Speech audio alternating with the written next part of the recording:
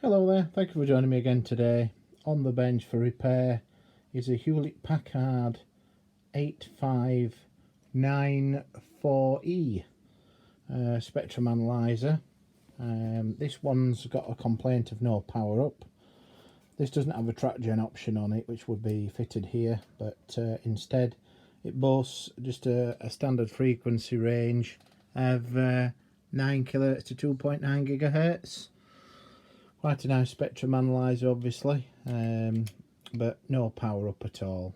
All that happens is when you press the power button is you do hear a momentary click come from the power supply when you listen very carefully, but there's no sign of life whatsoever. So I've taken the case off already to save time in the video, and it's a very heavy spectrum analyzer, but basically power supply modules here.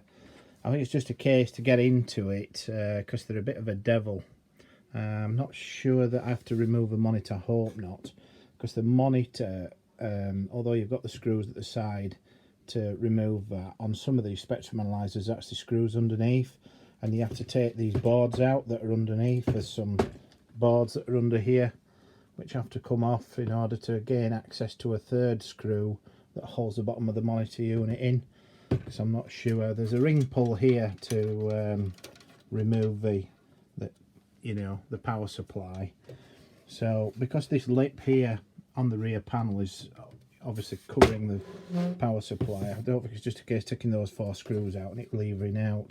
I think I'll have to slacken these Torx bits off here, these Torx screws, to pull the panel back a little bit, just so that this lip allows the power supply module to come out, and then we can have a look at the power supply and see what's wrong with it. But I plug mains into it, there's no smoke billowing out the back or any bangs, crackles or pops.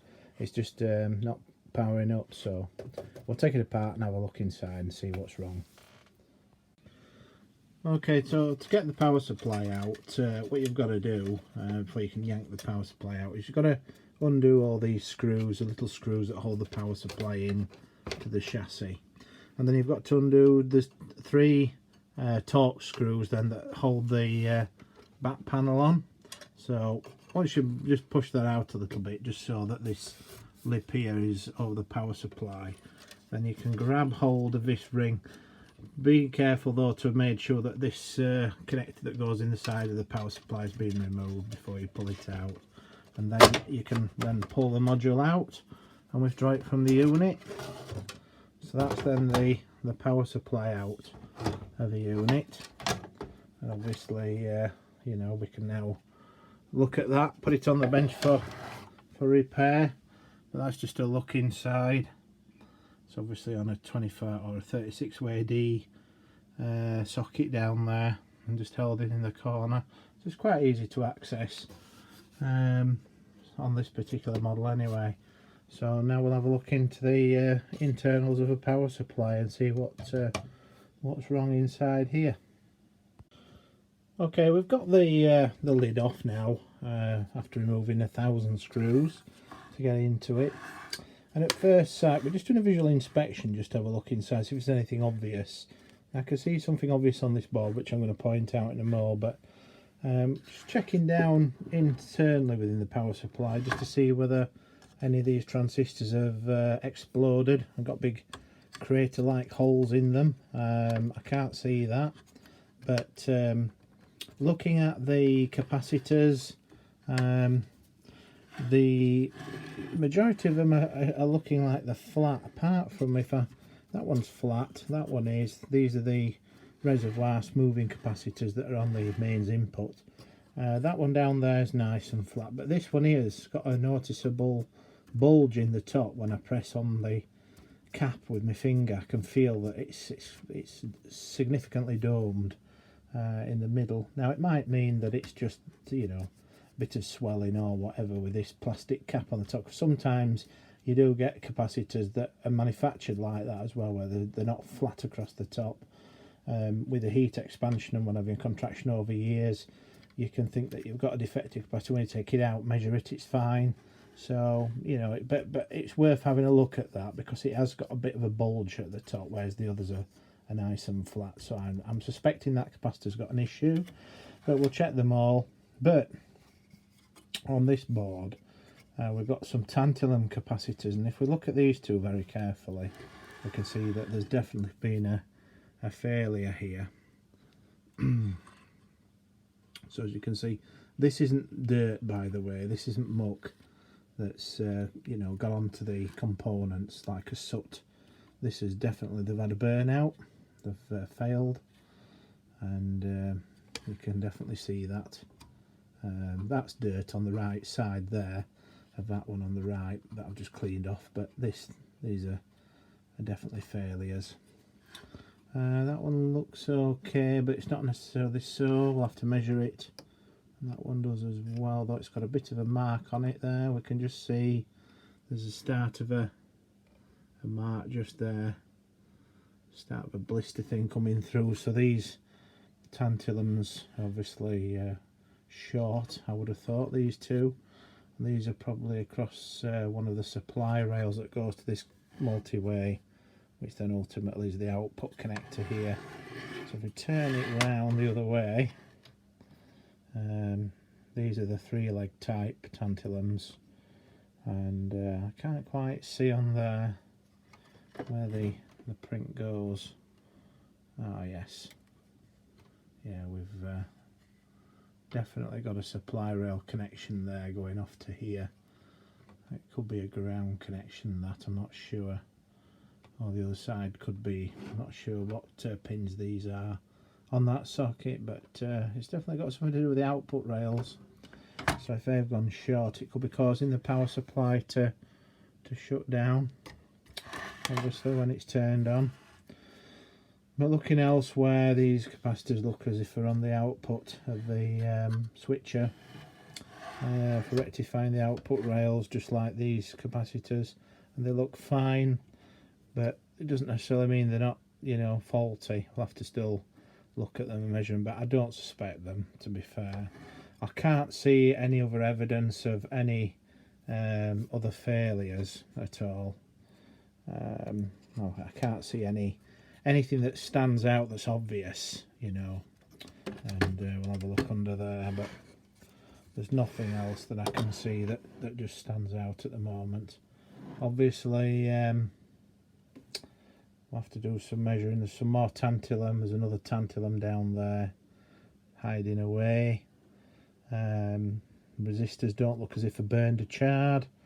I can't see any other components. This capacitor's got a bit of a crack on the outside there. I don't know what's gone on, or some melting's gone on. Maybe somebody's been in with a soldering iron at some point and touched the capacitor. I don't think it's melted from the inside. Something's definitely gone on there. Has there been some work done in this area in the past, maybe? Or is it just a, you know, an accident or what? I'm not sure. I'll have to look at that very carefully.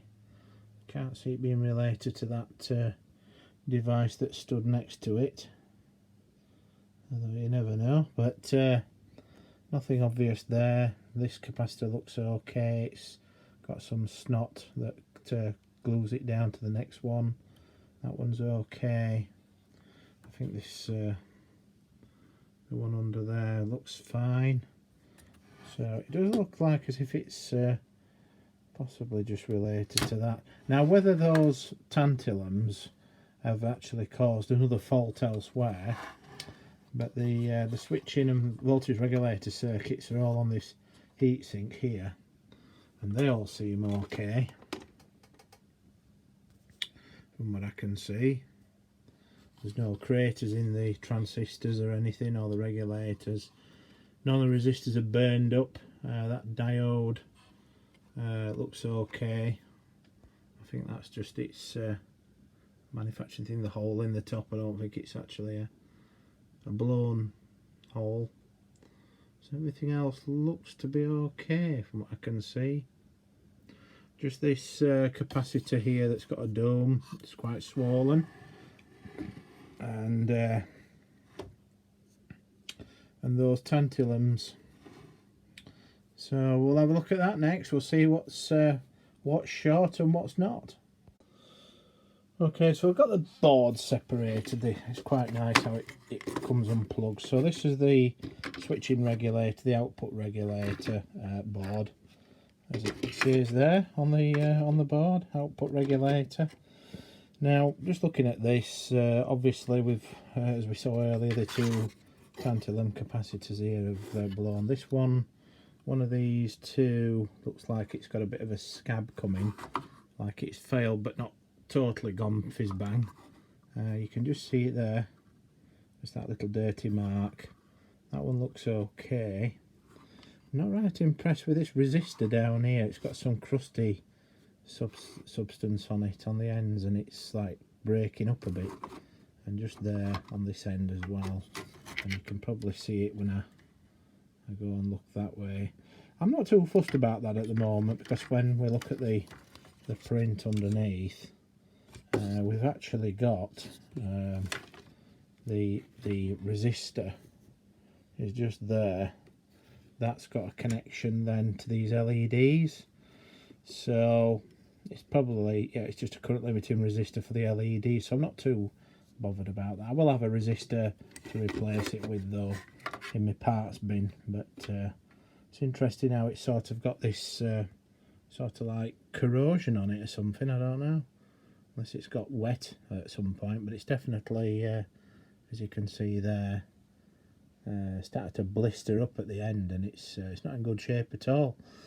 So these look okay, switching transistors, although I did notice, unless it's just me being picky, this FET down here, when you look at it, it's actually, not sure if it's starting to, it's difficult to show on camera, but looks like there's a crack or something just here on the far left top of the M, going off in that direction, unless it's just a mark on the packaging. But it does look like as if this packaging's got a bit of a smoky sort of discoloration.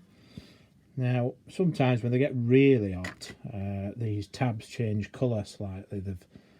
Because of the extreme in temperature, but not so if they're bolted down to a good heat sink. But yeah, this is particularly suspect. I don't know.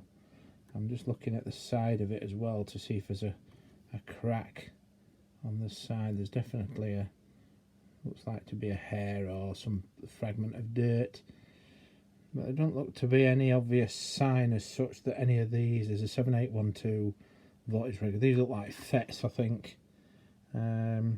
Q. So these two are FETs, switching FETs, I think. This is a 12 volt regulator.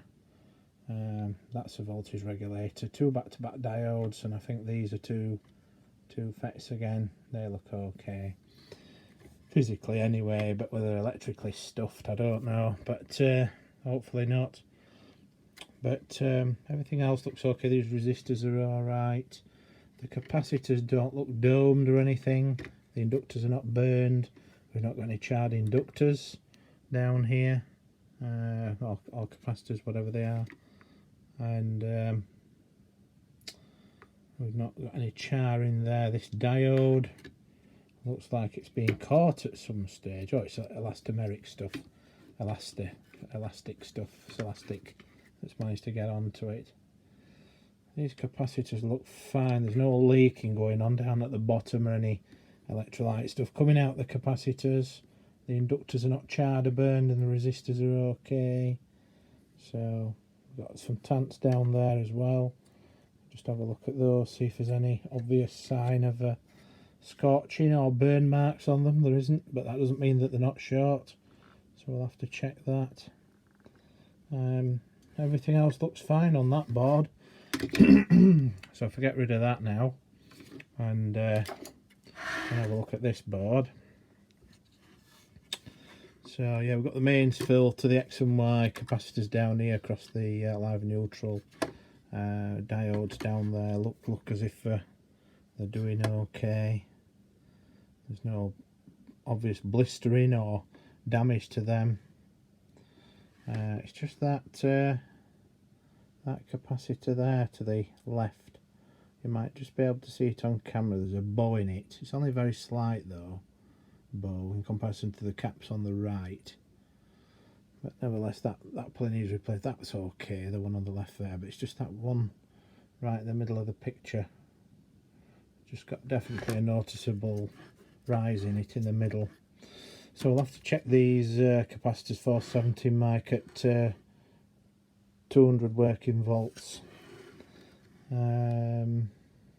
often put these in series. There'll be two in series basically, and then another 2 in series with each other across the live and new, well, across the DC mains rectified output. So there'll be effectively 400 volts working because there's two 200 volts rated capacitors. So it's important that they're okay, those, for that to work properly. This is the filter inductor. We've got switching regs or switching effects on here, which then switch this transformer, and that is your main switching transformer. The output of that then, these taps are then fed off to the other board that we've just looked at a moment ago, which is the output regulator board.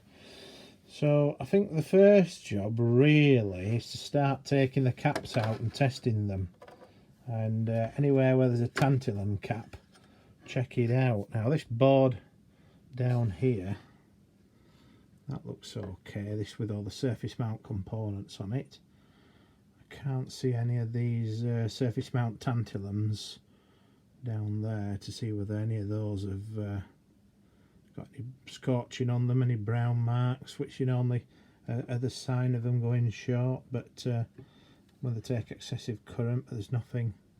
Can't see anything that's obvious across there. Those look okay. This big one down there, that looks fine as well. So we may, hopefully, fingers crossed, you know, we may have just got away with just a few capacitors that have gone short or not working properly due to age that we need to have a look at. Now these switching regs, what I can see, they look okay from what I could see earlier when I had a look.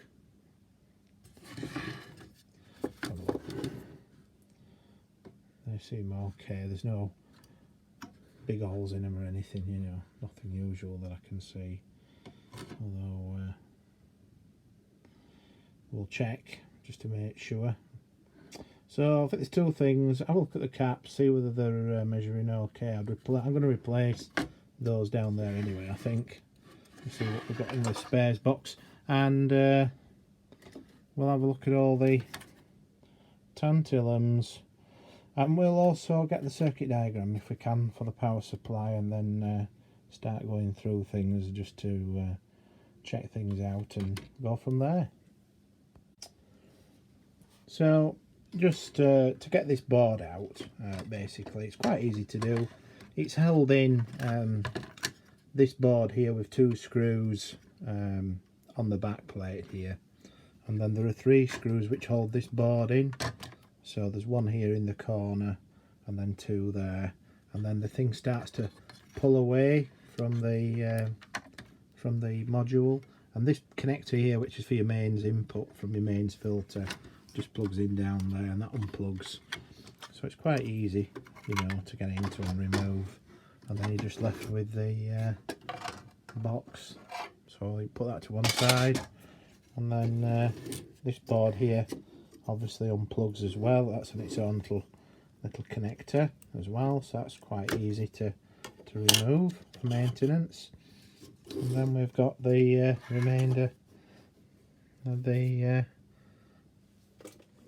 board here. So I'm just going to have a look at these regulators now, these switching FETs. Just have a look. They've physically not got any holes in them, any craters. And there's a thermal resistor there that's monitoring the thermal temperatures, and it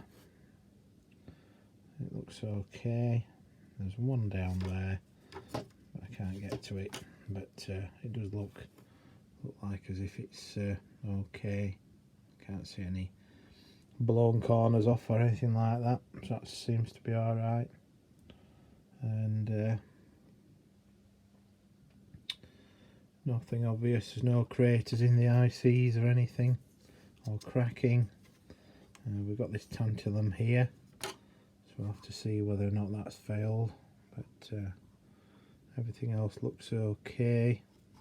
I did see these reefer caps, which are common failures. These smoke you out when they go up these. Normally you get cracking all inside, and they can puff out as well. There are quite a few of them. It's always advisable to replace these if you see cracking in the internal part or the external plastic case, because when these go, they really do cause a stench. It's like a skunk when these go off.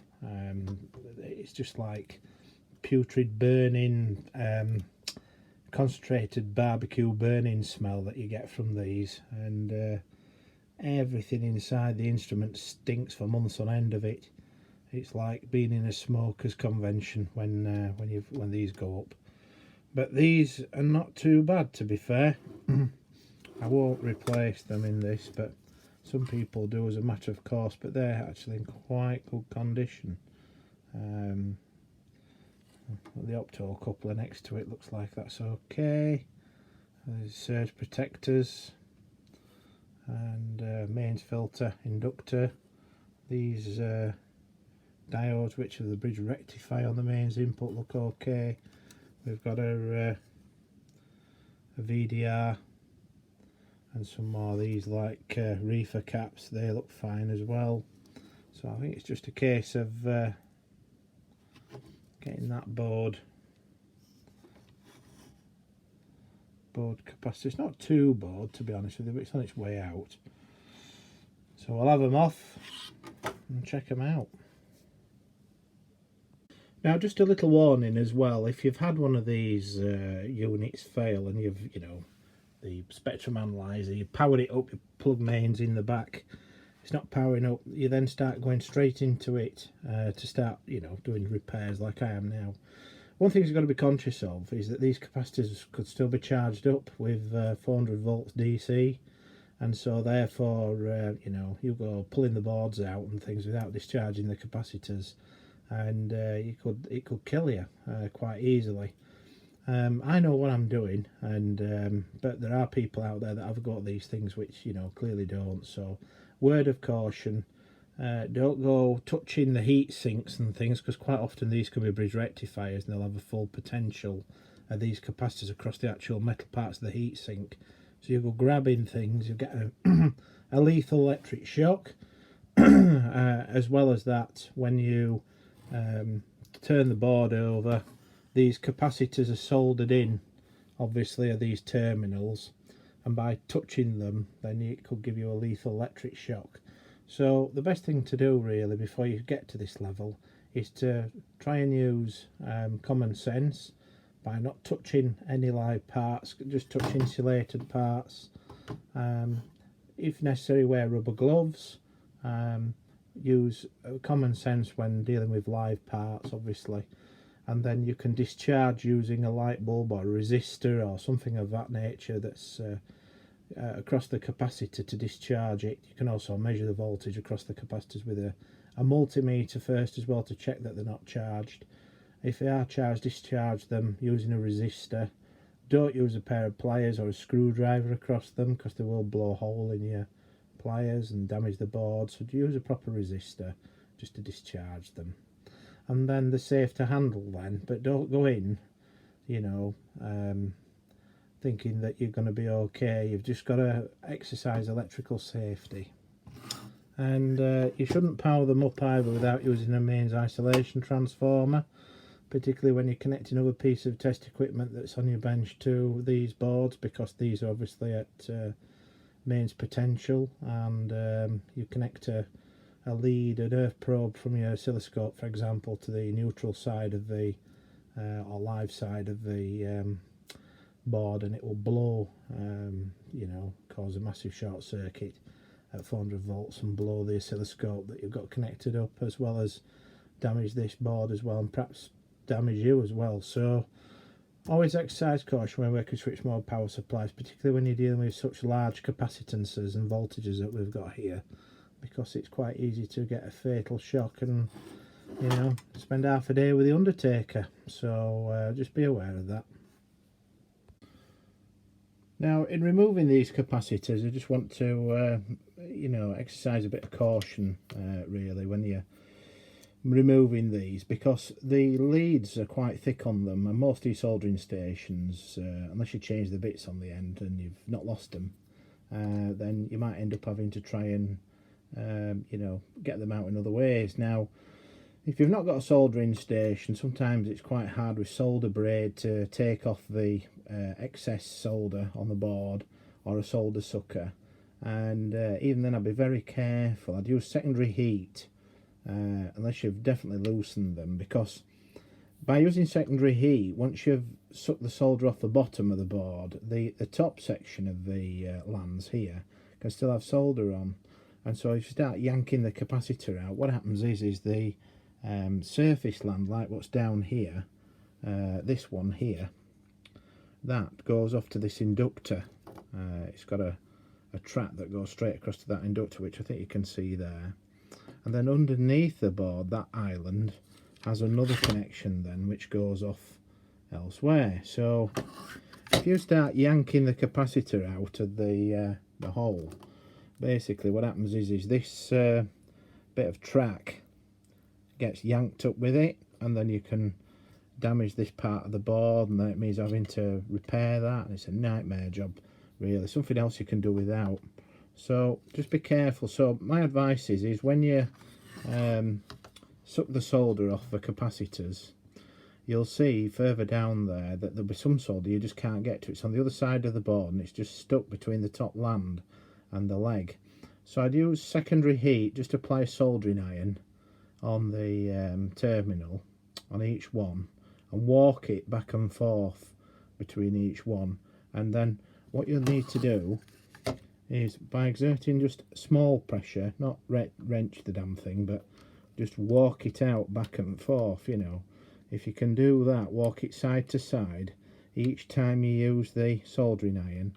Obviously one hand on the capacitor, the other hand on the soldering iron, and just walk it back and forth very gently and gradually until it comes out.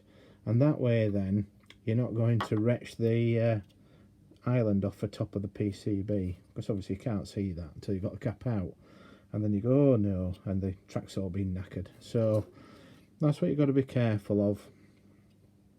And there's only that one capacitor anyway that's got the track on the top, but that's all you need, isn't it? If you're rushing it and you forget that and it breaks off there, and you go whizzing another replacement capacitors in, put it back together and find out it doesn't work, then you know, you start pulling your hair out. So this is why you've got to be really careful when you're removing components like this. A lot easier to remove smaller components, obviously, because the lead diameters are smaller, but when you get to that sort of size, and it doesn't help that they're actually a tight fit anyway when they get put in at factory, to prevent them from dropping out in the machine process. They deliberately make these holes slightly smaller so it grabs the pins when they're pushed in, you see, before they go through the solder machine.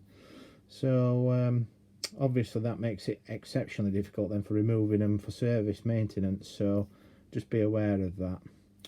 But all these capacitors anyway that I've got out are all reading off values anyway. They're not way off, but they're not particularly the value that it says on the side of the can.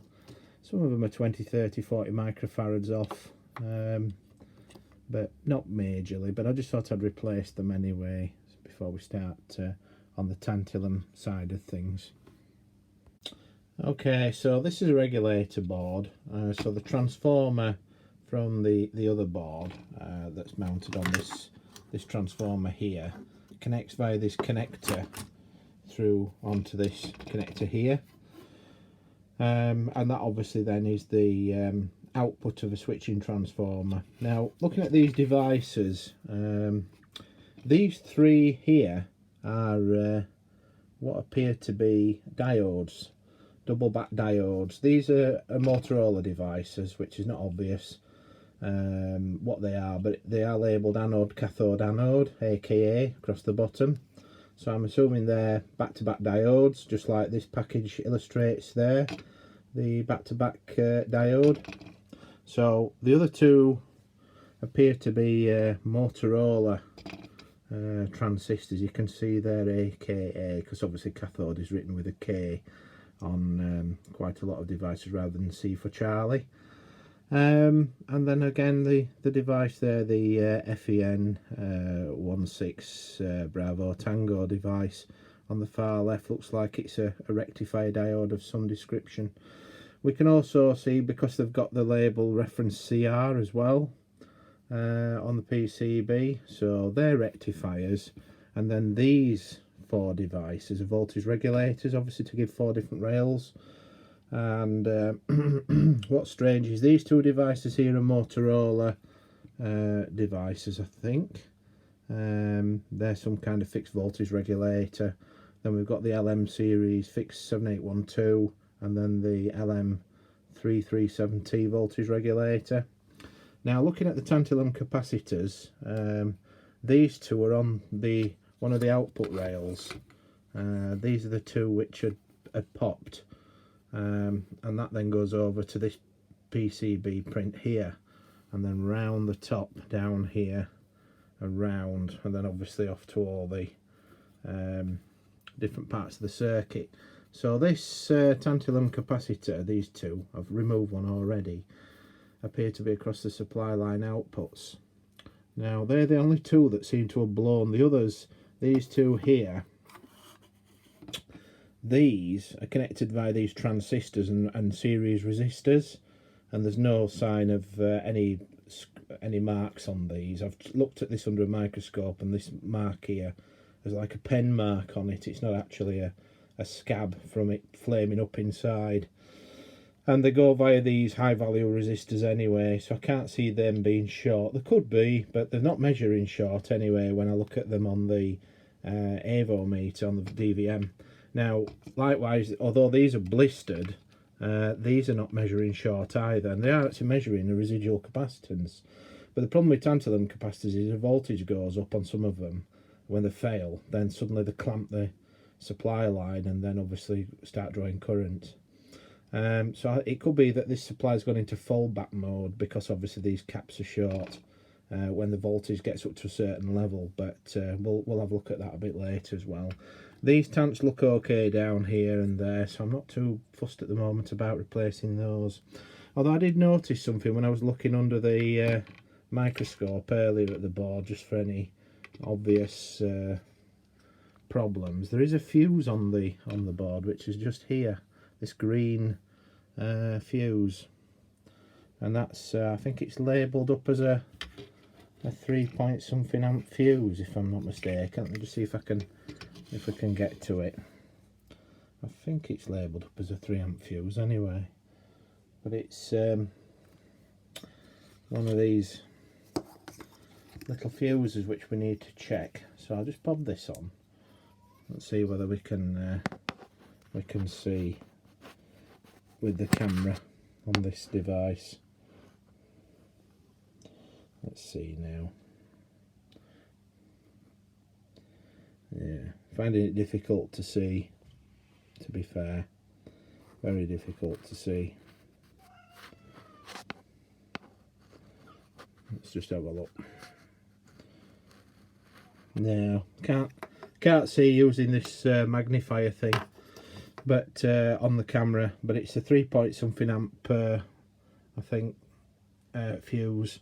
So that'll need replacing if it's blown. But we'll check that, because I've only just noticed that, and then we'll take it from there after replacing these tantalum capacitors. Now the technical manager is just going to join us in a moment, but yes, the tantalum capacitors are strange on this because they've got 3 legs on them, so and they're quite an odd thing. But I'm just going to show one now under the microscope thing. Let's have a look here.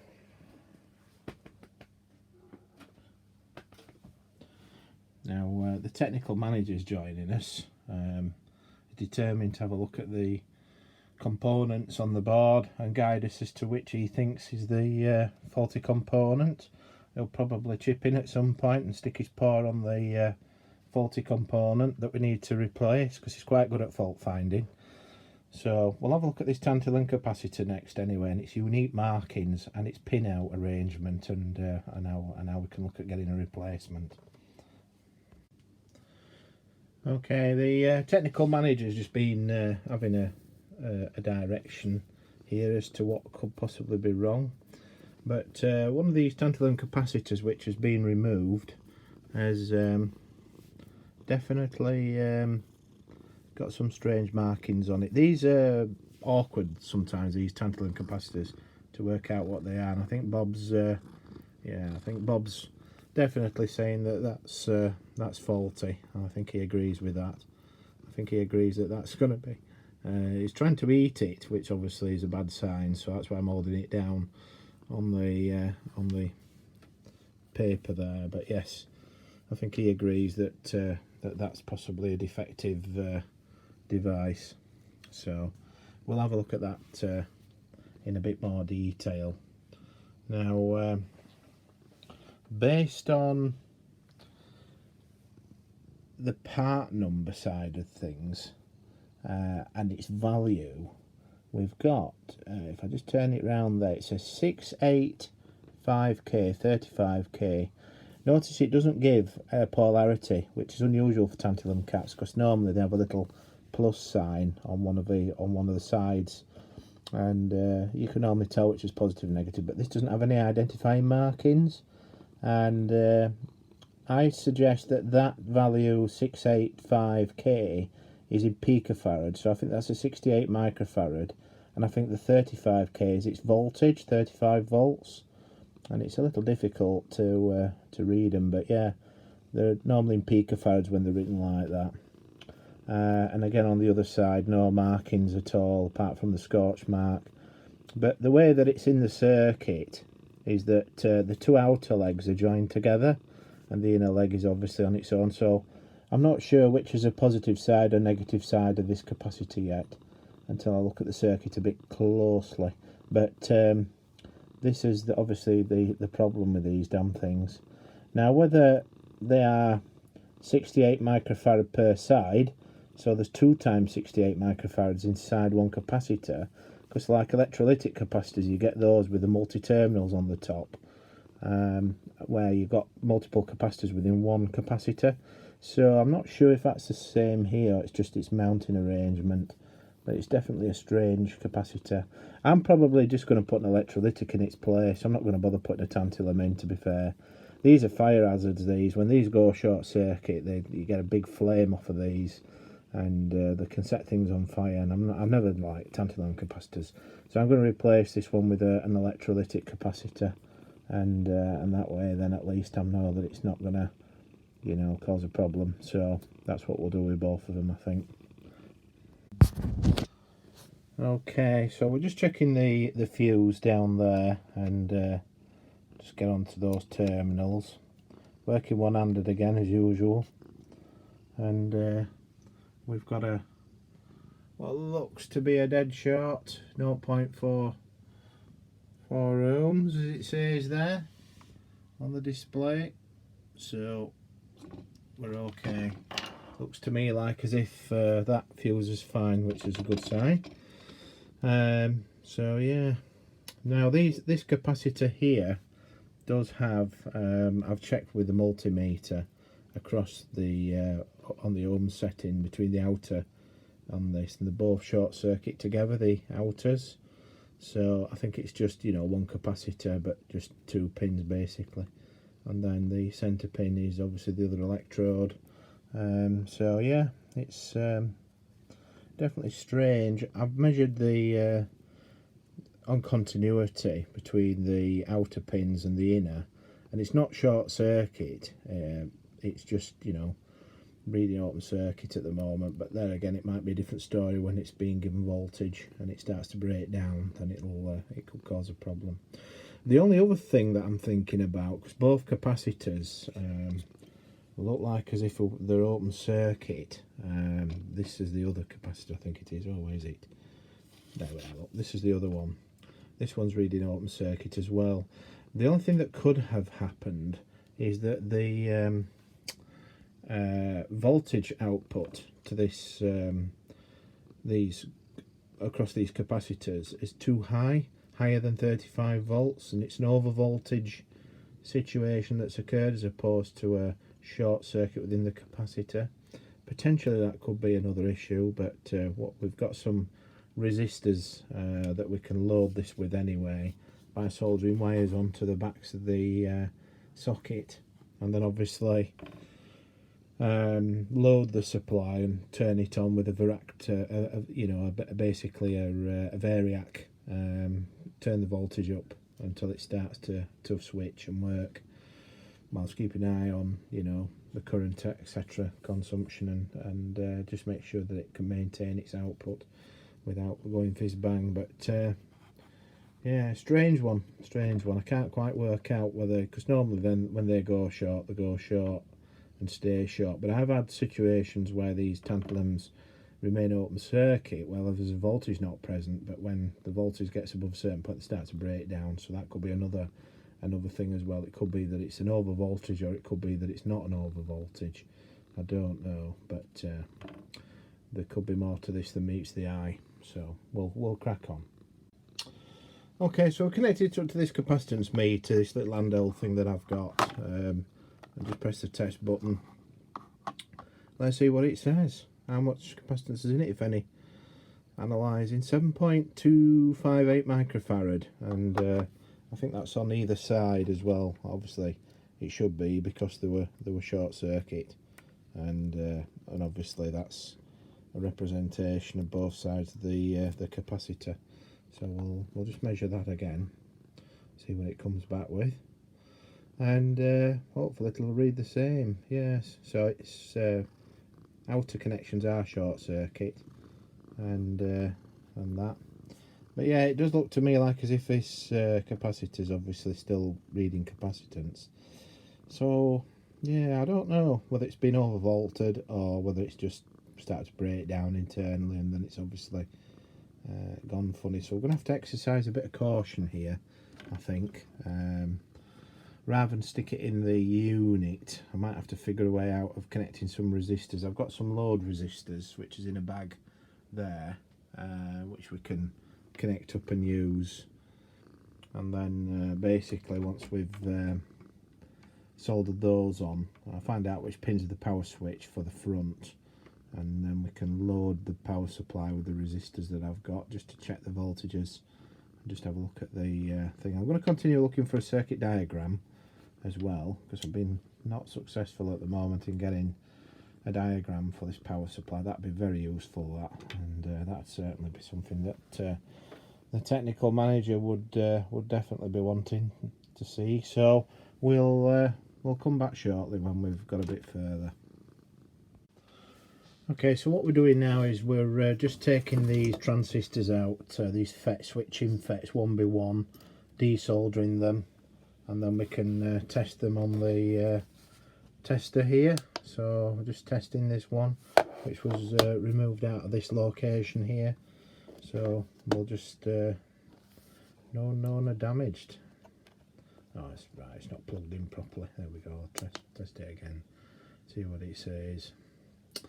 But yeah, we'll go through them all and check them to make sure that they're fully functional, and before we embark on powering it up. While we've got the supply apart at the moment, it's the best thing to do really is to go right in there and remove these FETs one by one and just check them before we power it up, because we don't want anything else being destroyed when we power it up.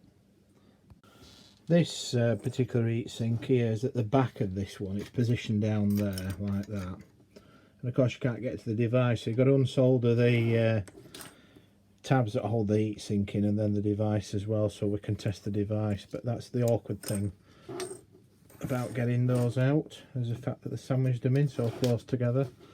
But rather than not test it and abandon it, I thought, well, we'll make the extra effort and just use the paste desoldering gun to remove the component, and then we can unbolt it from this and test it, and do the same obviously with these.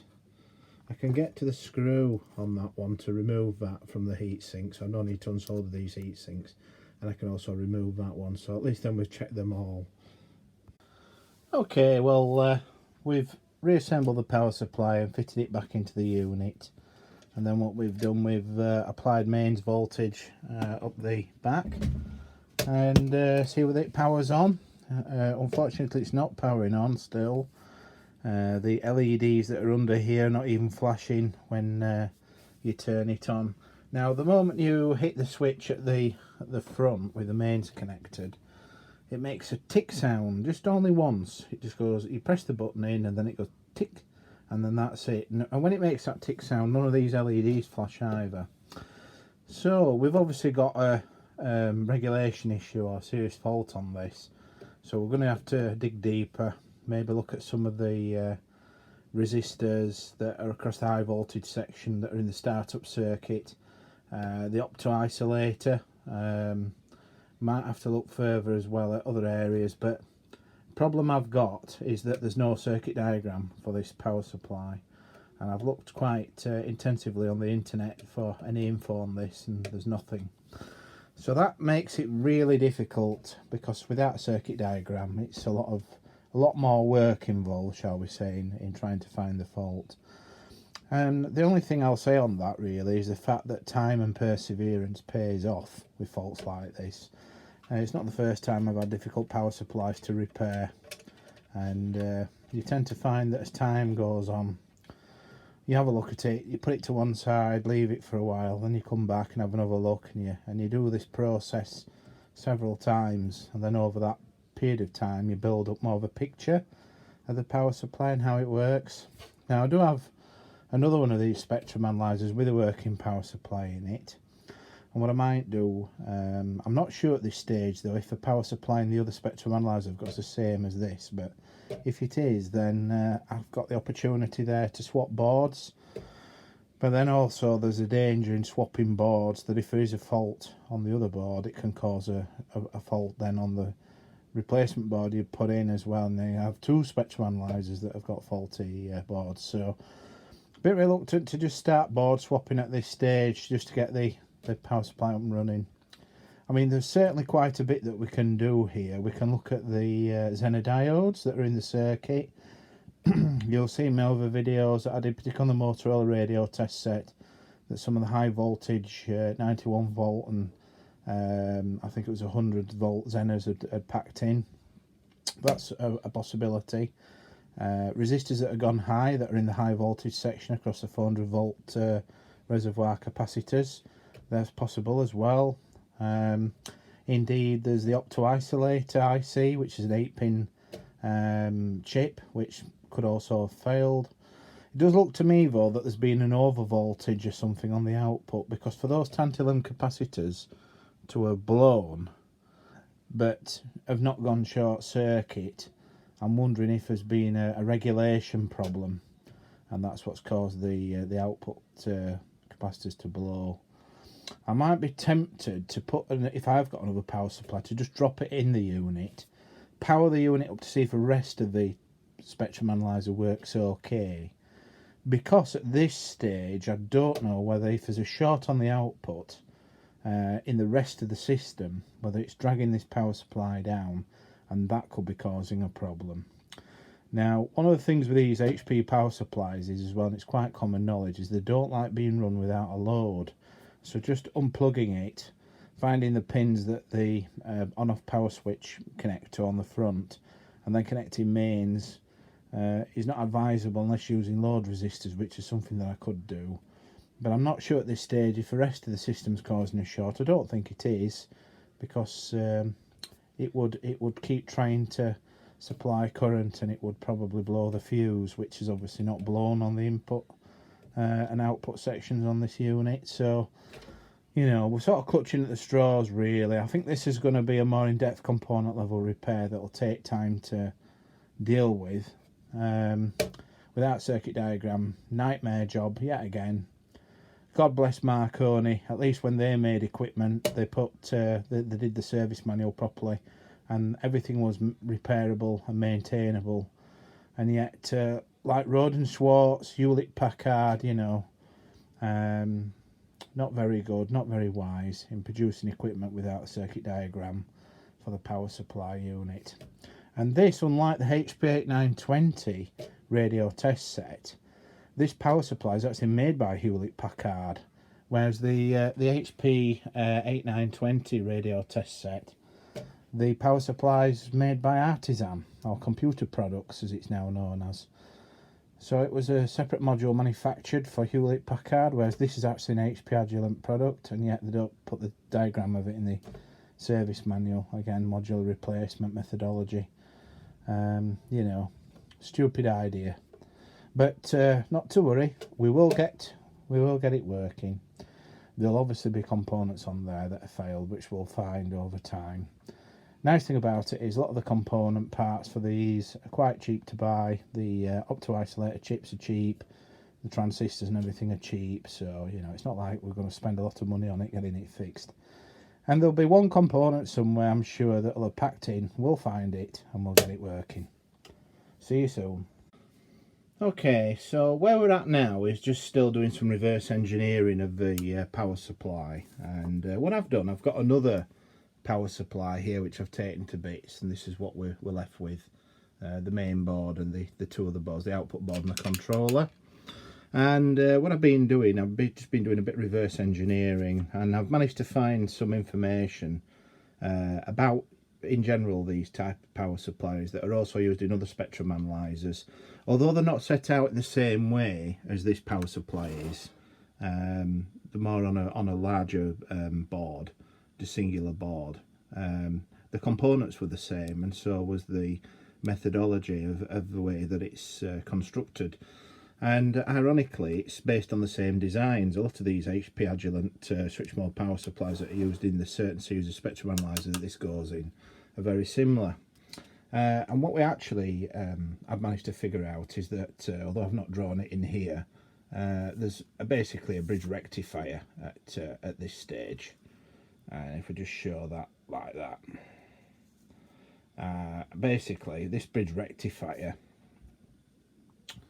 on the off side of this page supplies voltage across electrolytic caps. There's a couple of electrolytics, 4 in total, across this sort of rail, and then depending on what voltage you select, whether it's 110 or 240, there's a switch across one of these capacitors that switches, you know, 4 in parallel or 2 in series, basically, or 4 in series, should I say. So that's how that works, the voltage selection. But basically a bridge rectifier supplies power coming in on the positive going rail, and basically what happens is instead of it going straight to the switcher, which switches a transformer, which in this case is this, that's the output transformer, we've actually got something different on this design, which is quite common on these HPs. It's a buck converter. So we get the high voltage supply coming in, and it goes through another switching transistor, which is an IRF830.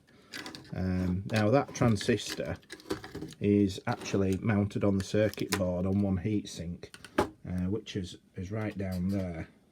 Now if I can just get some light on it and zoom in, and the IRF830, there's a diode which is bolted to a heatsink, which is down there, a 2-leg diode, and this is the IRF830 there with the heat sensor on it, the temperature sensor.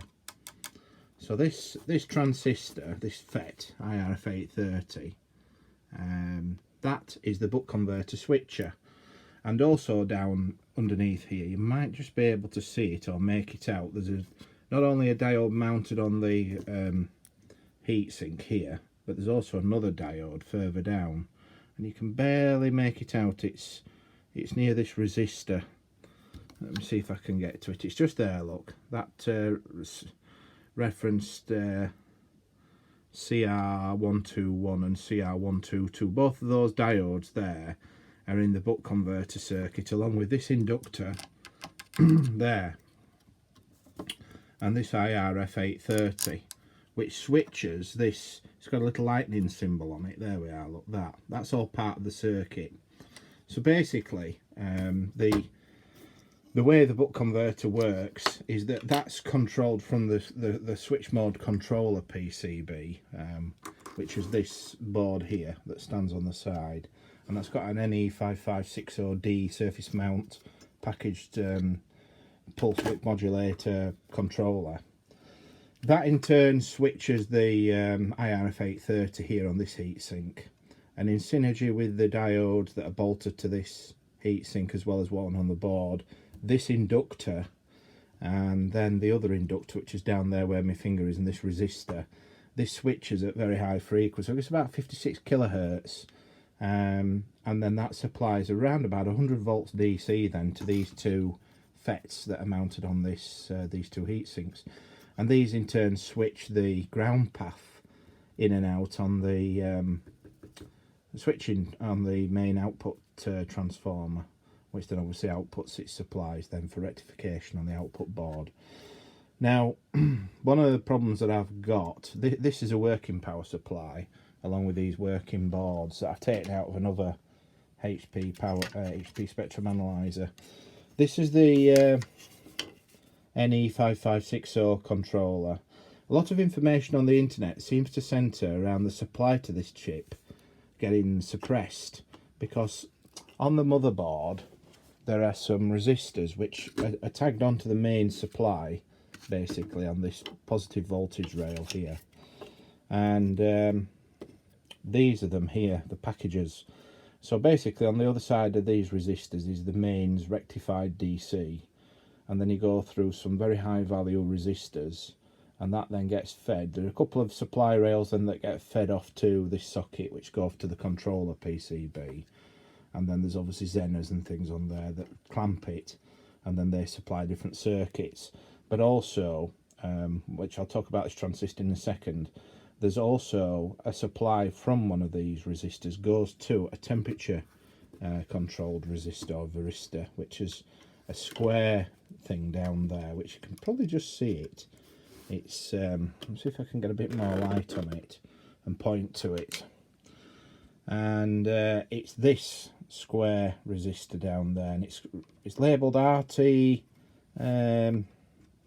140. So basically, this package of resistors here, the prints of these go off to this socket, but also there's a supply from this electrolytic capacitor, the positive side, which goes to this side of the resistor. So you get, 350 odd volts DC on that side, and then this side of the resistor then goes to this IRF830, which is just stood here without heatsink. And if we turn the board over so we can see a bit clearly, this is the positive leg of the electrolytic capacitor. So there's, full mains potential here, and basically this then goes to this print here, to that resistor, the RT140 resistor, crosses it and then goes either to the drain or the source of the FET, and that's then controlled, the bias for this FET, via the controller, which plugs in, and this then supplies an output voltage when it's turned on, which will be regulated obviously as a very small voltage of maybe 5-10 volts, whatever. That supplies a rail down here, which then connects to these ICs. There's a tantalum capacitor here, which I've measured to see if there's short circuits. There isn't. But then also that supply rail on the top side connects from that pin there to that pin there, and then this is a ground connection as well. And we've got another top side connection on the print on the opposite side, which then connects the ground legs on these two legs here on the ICs to the same here, and connects back round to the side of the transformer, the output. So basically you've got a positive rail and a negative rail. The negative rail is in reference to the mains input negative rail, and then that basically is how the driver ICs, these two driver ICs here, these drive the two FETs for switching, So that's the supply rail for that, derived through this voltage regulator. It's used an IF830. It may strobe it really quick or something, you know, just to regulate the voltage. I don't think it does though, but it could do. It's probably just a voltage regulator application. The drive signals for these two chips come from this transformer here. So the output from the NE555 transistor IC rather drive this, and then the output of that is fed to these two via some resistors, these two chips, which then drive the main switches. Now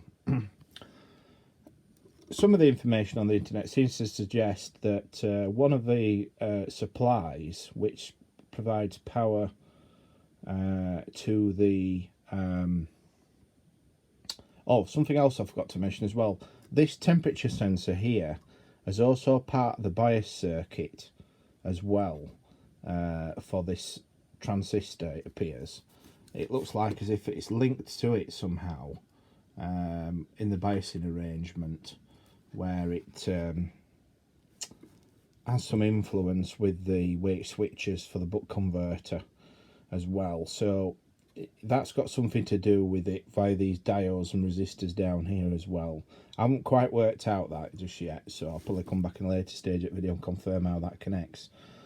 But certainly the supply to the NE555 here, a main pulse width modulator controller, comes in through that socket. If you remember, we got this transistor here which seems to switch from the mains 350 volts whatever DC that's present on this resistor, it gets dropped across it, and then it goes to this IF830, which is either switched ultra fast to regulate, or it's giving bias from the controller in order to be a regulator.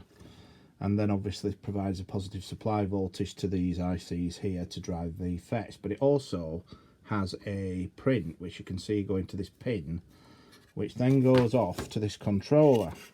Now this controller, obviously, as you can see down there, has got an inductor, and this inductor here takes the supply rail across this tantalum capacitor, which isn't short, and then goes to this this IC. Now the suggestion is, in one of the articles I've read on the internet, that the cluster of resistors that we're referring to on the main board, which are these here, somehow go high value and thus suppress the voltage the supply get into this IC, and therefore prevent its startup. Well, that might be the case in other faults, but in this fault that isn't the case. All these resistors are all working as per the coloured bands. I've checked them and everything. And basically there are two startups on this. When it senses mains in, from the mains input coming in, being rectified, passed through this choke, smoothed, etc., there's a voltage then that's fed off to this opto coupler via these two resistors. These act as high value potential dividers. This opto coupler then has two rails which go off to this socket, which obviously connect into this controller board. And what happens is the buck converter, which is on this heatsink here, tries to fire up. It gets a 2-second wait, and then it'll get a pulse via this controller. Now I'm not sure at this stage if that pulse comes from this NE555. I don't think it does. I think it comes from this IC here, which is an LMIC, because I'm getting 56 kHz on this resistor here. But what it's meant to do, it's meant to start up this buck converter, and that's then meant to provide a voltage then of about 100 volts DC switched via the buck converter to the two FETs here. And then at the same time, this controller gives an output then via this transformer to then feed these two driver ICs that are down there, and then they in turn drive the two FETs. This switches the output here, that's then fed on to this regulator board here, and I think there's a 5-volt supply from this output board which is fed back through the circuit to a second opto coupler, which is this device here. Now I've had this out and checked this as well, so this is obviously an opto coupler too. And I think the reason for the two transformers, if I'm not mistaken, or I've yet to work it out, is I think this transformer takes the buck converter sampling, and this does the output drive then for the FETs. So that's why there's two transformers, although I'm not 100% certain at this stage. There's still a lot of working out to be done. Now, when I first got this power supply apart, it's evident that it's been repaired before. And what I found is that all these switching FETs on these boards, on these two heatsinks, have been replaced because there's flux residue left around the pins. You could tell that. These two ICs have been replaced. This IRF830 that's mounted on this heatsink had been replaced, and some other components as well. I think this had been replaced as well, and various other common, what you'd think is the common failures have been replaced. Now, over the course of making this video, I've had to do a lot of stripping down of this board, and I've taken every resistor off the board and checked it. Every IC out, every transistor, every resistor, power resistor, inductor, capacitor, you name it, I've desoldered it. I spent tens of hours on this board, removing one component after another and testing it on either the component tester or using my multimeters to check the values of these components, and they're all fine. I'm confident that there isn't a fault on this board at all. But what I've done, just out of curiosity, is I found on the worker board the certain transistors were IRF830s, while the other types of transistors were these Motorola FETs from the bygone days, and like this. And its part number on it is a bit strange. It's a, if I can just shine it in the light, it's a P4N50E. It's probably an IRF830 equivalent or the other way around, but this transistor was in place for all these transistors that were mounted on the repaired board, which was faulty, obviously.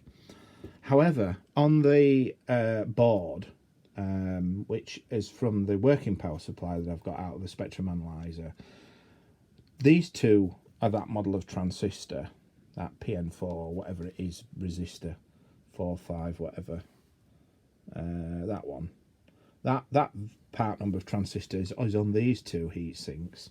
However, this device here and that device that's mounted on this heatsink are both IRF830s on the working one, whereas on the, obviously on the one that's got the defect, it was all the same transistor, this.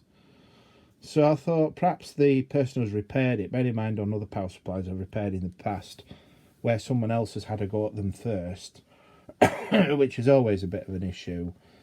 I've had cases where the wrong components have been fitted due to them rushing the repair, and that's been the cause of the problem with the power supply not starting up. So yeah, a bit weird. But anyway, so what I did, I took the faulty power supply. I ordered some IRF830s, which came, which I've got in a jiffy bag, and the genuine decent ones as well from ST. They're not Chinese copies or anything. So I got like 5 IRF30s quite cheaply, actually. The guy was selling just wanted to get rid, so got a load of those, and I fitted them into the board so that they're the same as what's on this board, which is a worker.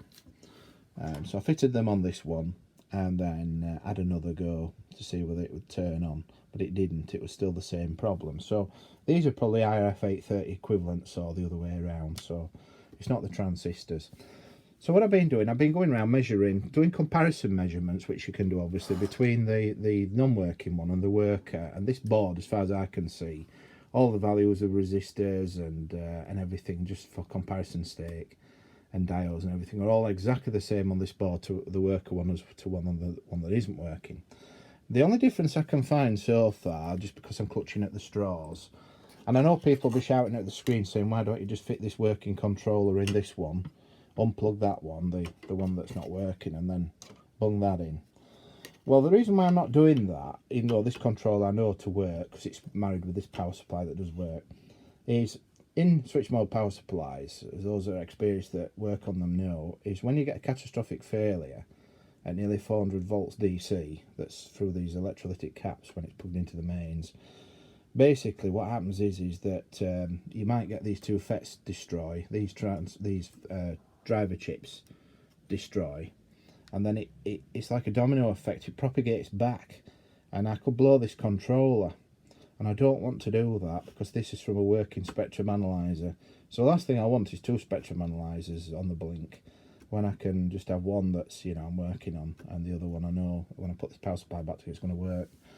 But what I've been doing, I've took the controller off this PCB, and I was doing some measurements, some comparison measurements, because obviously these are surface mount components that are on this PCB here. And I was just doing some comparisons, because when this FET is given a pulse to switch on, when I put the oscilloscope on and set the trigger, the supply rail to this chip, this NE5560 PWM controller, is coming up to about 8 volts. It's a nice ramp up to 8 volts.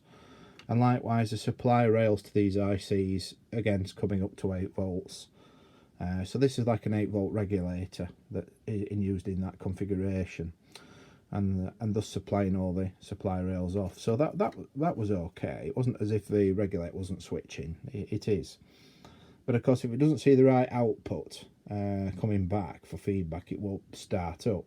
So I started doing some like-for-like component measurements, just checking around. There's a couple of 0 ohm resistors as well, and I always like that when I see 0 ohm resistors, because you think that when you measure them, generally they're going to be open circuit because they're blown. They're like used as fusible links, and sadly the fuse that's on the output board on this as well which I was hoping would be blown, this green device down here is a fuse, a 2 amp fuse, that was reading short circuit, so that was okay.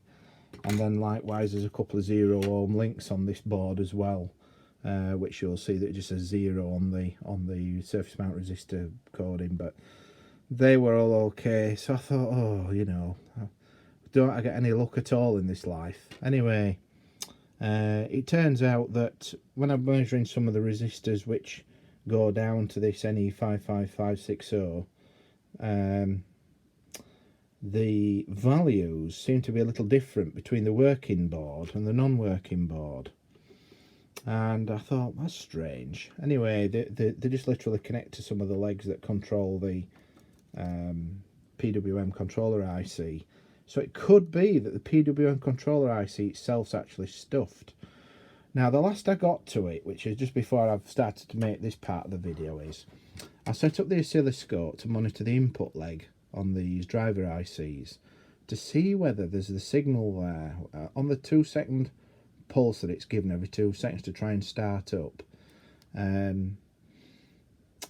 That signal should be present on these ICs, and therefore it should you know, be present on these transistors to get them to switch and thus start the process of, you know, providing output. But all I'm getting is this IF830, it pulses along in synergy with this transistor here for the buck converter. It gives a 200 volt plus pulse to this, or 100 volt pulse to these two transistors on the supplies.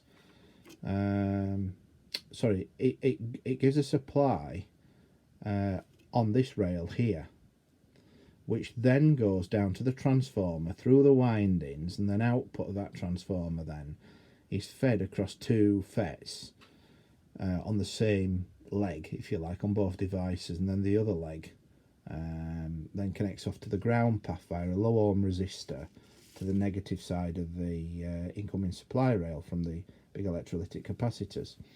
So those FETs are in the negative side, if you like, on the ground leg of the transformer, rather than pushing the transformer, if you see where I'm coming from.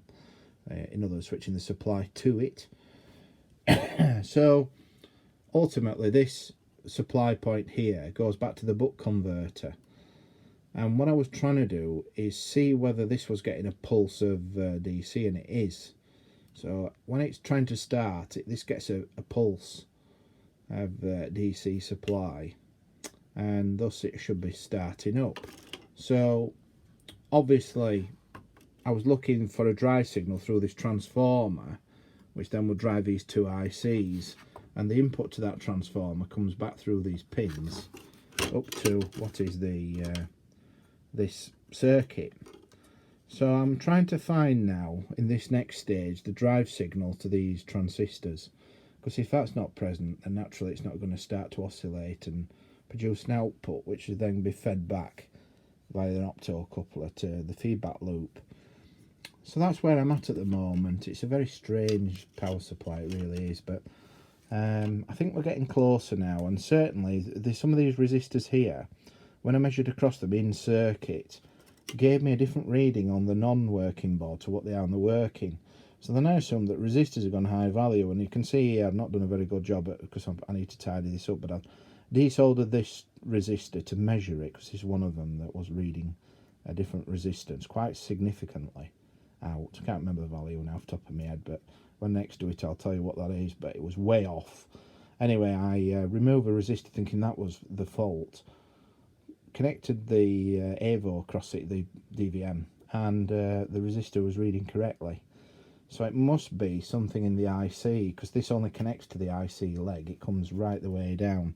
If you follow the print, it's basically on a supplier of the look of it, I think, because we've got a where is it now? It comes down. We've got a connection here that goes all the way down. If I can find it. Where is it now? That's it. It comes over the top. These resistors have each got a feed point. These tracks come all the way down across the top, and go all the way around. We've got a couple of them. Some of these were reading differently as well, but basically they come all the way around, along, down, and then into the IC on these pins, without connecting to anything else. So I'm suspecting that this NE5560D perhaps is defective. And it does seem strange that all the components on this board that were the likely suspects, the FETs, the regulator IC, the driver ICs down here, these were all replaced prior to me getting this supply. So it could be that whoever's done it before just changed the bog standard components, tried it, thought, well, sod it, it's not working. There's no way you could fault find on this for whatever reason, because of the way that it's, you know, it's situated on the board, which stood up like this. It's very difficult. Indeed, I've soldered wires across here to take off to things and then plug the board back in to do some tests and measurements. So it could be that this controller IC is faulty. But I'm going to do some more individual component like-for-like testing. It obviously takes time to work through the board, but so far I could only find a couple of differences around this cluster of resistors here, which then feeds back to this IC. And I've looked at the data sheet for this IC, and those pins that those resistors connect to are external control components that control frequency, time, things like that. So it could be that if the power supply, and I'm only hypothesising at this point, when the power supply did catastrophically fail and probably blew these FETs and these ICs, it could have fed back a nasty voltage back to this controller IC somehow. But bearing in mind it's got an isolation transformer, technically I suppose if it's given a nasty enough pulse to this isolation transformer, it could have coupled that pulse back and then stuffed this IC. Or it could be some other ICs, but these are all LM series ICs. I can probably get these, and I might just do a blanket change of all the LM ICs as well. I think this is a voltage regulator reference IC, because when I look at that down there, it's got very few connections to it. Or it could be a time clock or something like that. I need to check the part number on that. The 56 kilohertz drive comes from this, because I measured 56 kilohertz on this. So it seems very strange. But what I have done is I've connected a wire, 2 wires across this PWM supply IC here. The main supply rail comes in via this inductor. So I connected positive and negative and fed that off to my bench power supply. Put 5 volts on to start with, just to see what goes on. I don't expect it to work as it is, because obviously not getting a feedback, and thus all these other ICs will control the feedback arrangement to the pulse width modulator on this. But I've looked at the data sheet for this, and I'm getting more confident in being able to try and get this to work, because I need to know if I can get it to work, if it should work, or if I'm trying to get it to work and it won't work because it's just not got the right inputs, you know. And that's the thing that you can lead yourself off down a garden path in convincing yourself things are knackered when they're actually not, because you've just not connected the IC up in the right arrangement in order to make it function. So this is why you got to be careful. So that's the Opto isolators. There's a couple of ICs on here that are a bit odd, like this one here. I'll probably get that one. I don't know what that one is, but that could be some kind of thing. I've checked all the caps obviously for shorts. They're all okay. So I don't know, to be honest. I've no idea at this stage, you know, what's faulty on this. It could just be a couple of ICs that are knackered, you know, as well, that just need changing. I'm a bit reluctant though, just to think, right, I'll tell you what, we'll fault find to board level. We'll take the known working board, which is this one, and then connect it then into that socket down there and switch it on. Because I've had experience of bad things happening in the past where, you know, there could be a couple of faults, one on one board, one on another, but, you know, you can convince yourself that everything's okay, and then it could try and start up and then go bang. And then this board could be out of action then, and then I'm back to square one. So I'm not going to tempt myself in, you know, in putting that board in and switching on just to see what happens. Because that's my only spare, and I haven't got another one after that. So we'll have another test with this, testing all the individual components all the way around. Obviously, if in this case that the lines going directly into the IC are measuring slightly different, then, you know, it could be that's the problem. It's the IC itself rather than the other more common failures. So this is generally the circuit that I've worked out through reading the print on the board, etc. So we've obviously got this IF830 that I've been referring to, which is a little one on the board and that's not mounted on the heatsink. It's got this 680k resistor, I think it is, and then it switches supplies, then DC supplies to these 2 driver ICs, which then drive the 2 FETs on the board, which switch then the ground path in via the buck converter. So the buck converter is fed with positive supply, high potential. That's got a transformer itself, which then feeds it from the controller. The input from the controller comes in here and switches it. Obviously that supply rail then is fed via that buck converter inductor, which is the one with the lightning flash symbol on it, which is as this one down there, the one with the lightning flash on it. And the other inductor, there's 2 inductors actually in series. There's some diode arrangement here which I've tried to draw in, not successfully at the moment because I'm still working out which polarity things are between the anode and the cathode. But basically this buck converter is in this dotted line area. And basically once it's made it through, I can see there's some resistors that I need to trace off, because it is a multi-layered board, so that makes it another issue. It's not just a top layer and a bottom layer, it's actually got 3 or 4 layers on this board, so trying to find where some components go is a bit difficult. But anyway, it goes off through the primary windings of the transformer, and then you've got a couple of taps that are switched by these drivers here. So that's basically it at the moment. So the buck converter's pulsing every 2 seconds. It's giving a 100 volt pulse plus to this arrangement here. This is pulsing as well because it's providing a power to the 2 driver ICs in a pulse, as well as going to the controller IC via the socket to the NE5560 SD surface mount controller. This then also goes off to a different part of the control circuit as well, which is, I think, separate to this, and I think that itself has a transformer, which is what we're seeing why we've got the use of two transformers, one on the controller board and one obviously on the main PCB itself down there. So we're getting closer, I'm beginning to think, because of the differences in value, reading the resistance here in comparison to the worker one, it's got something to do with this PWM IC here. You know, it's possible that it's been stuffed, I'm not sure. Who knows, there could be other ICs as well that are blown. So I might have to do some desoldering and replace, blanket change things, and go from there. So that's where we're at the moment anyway, with that latest update.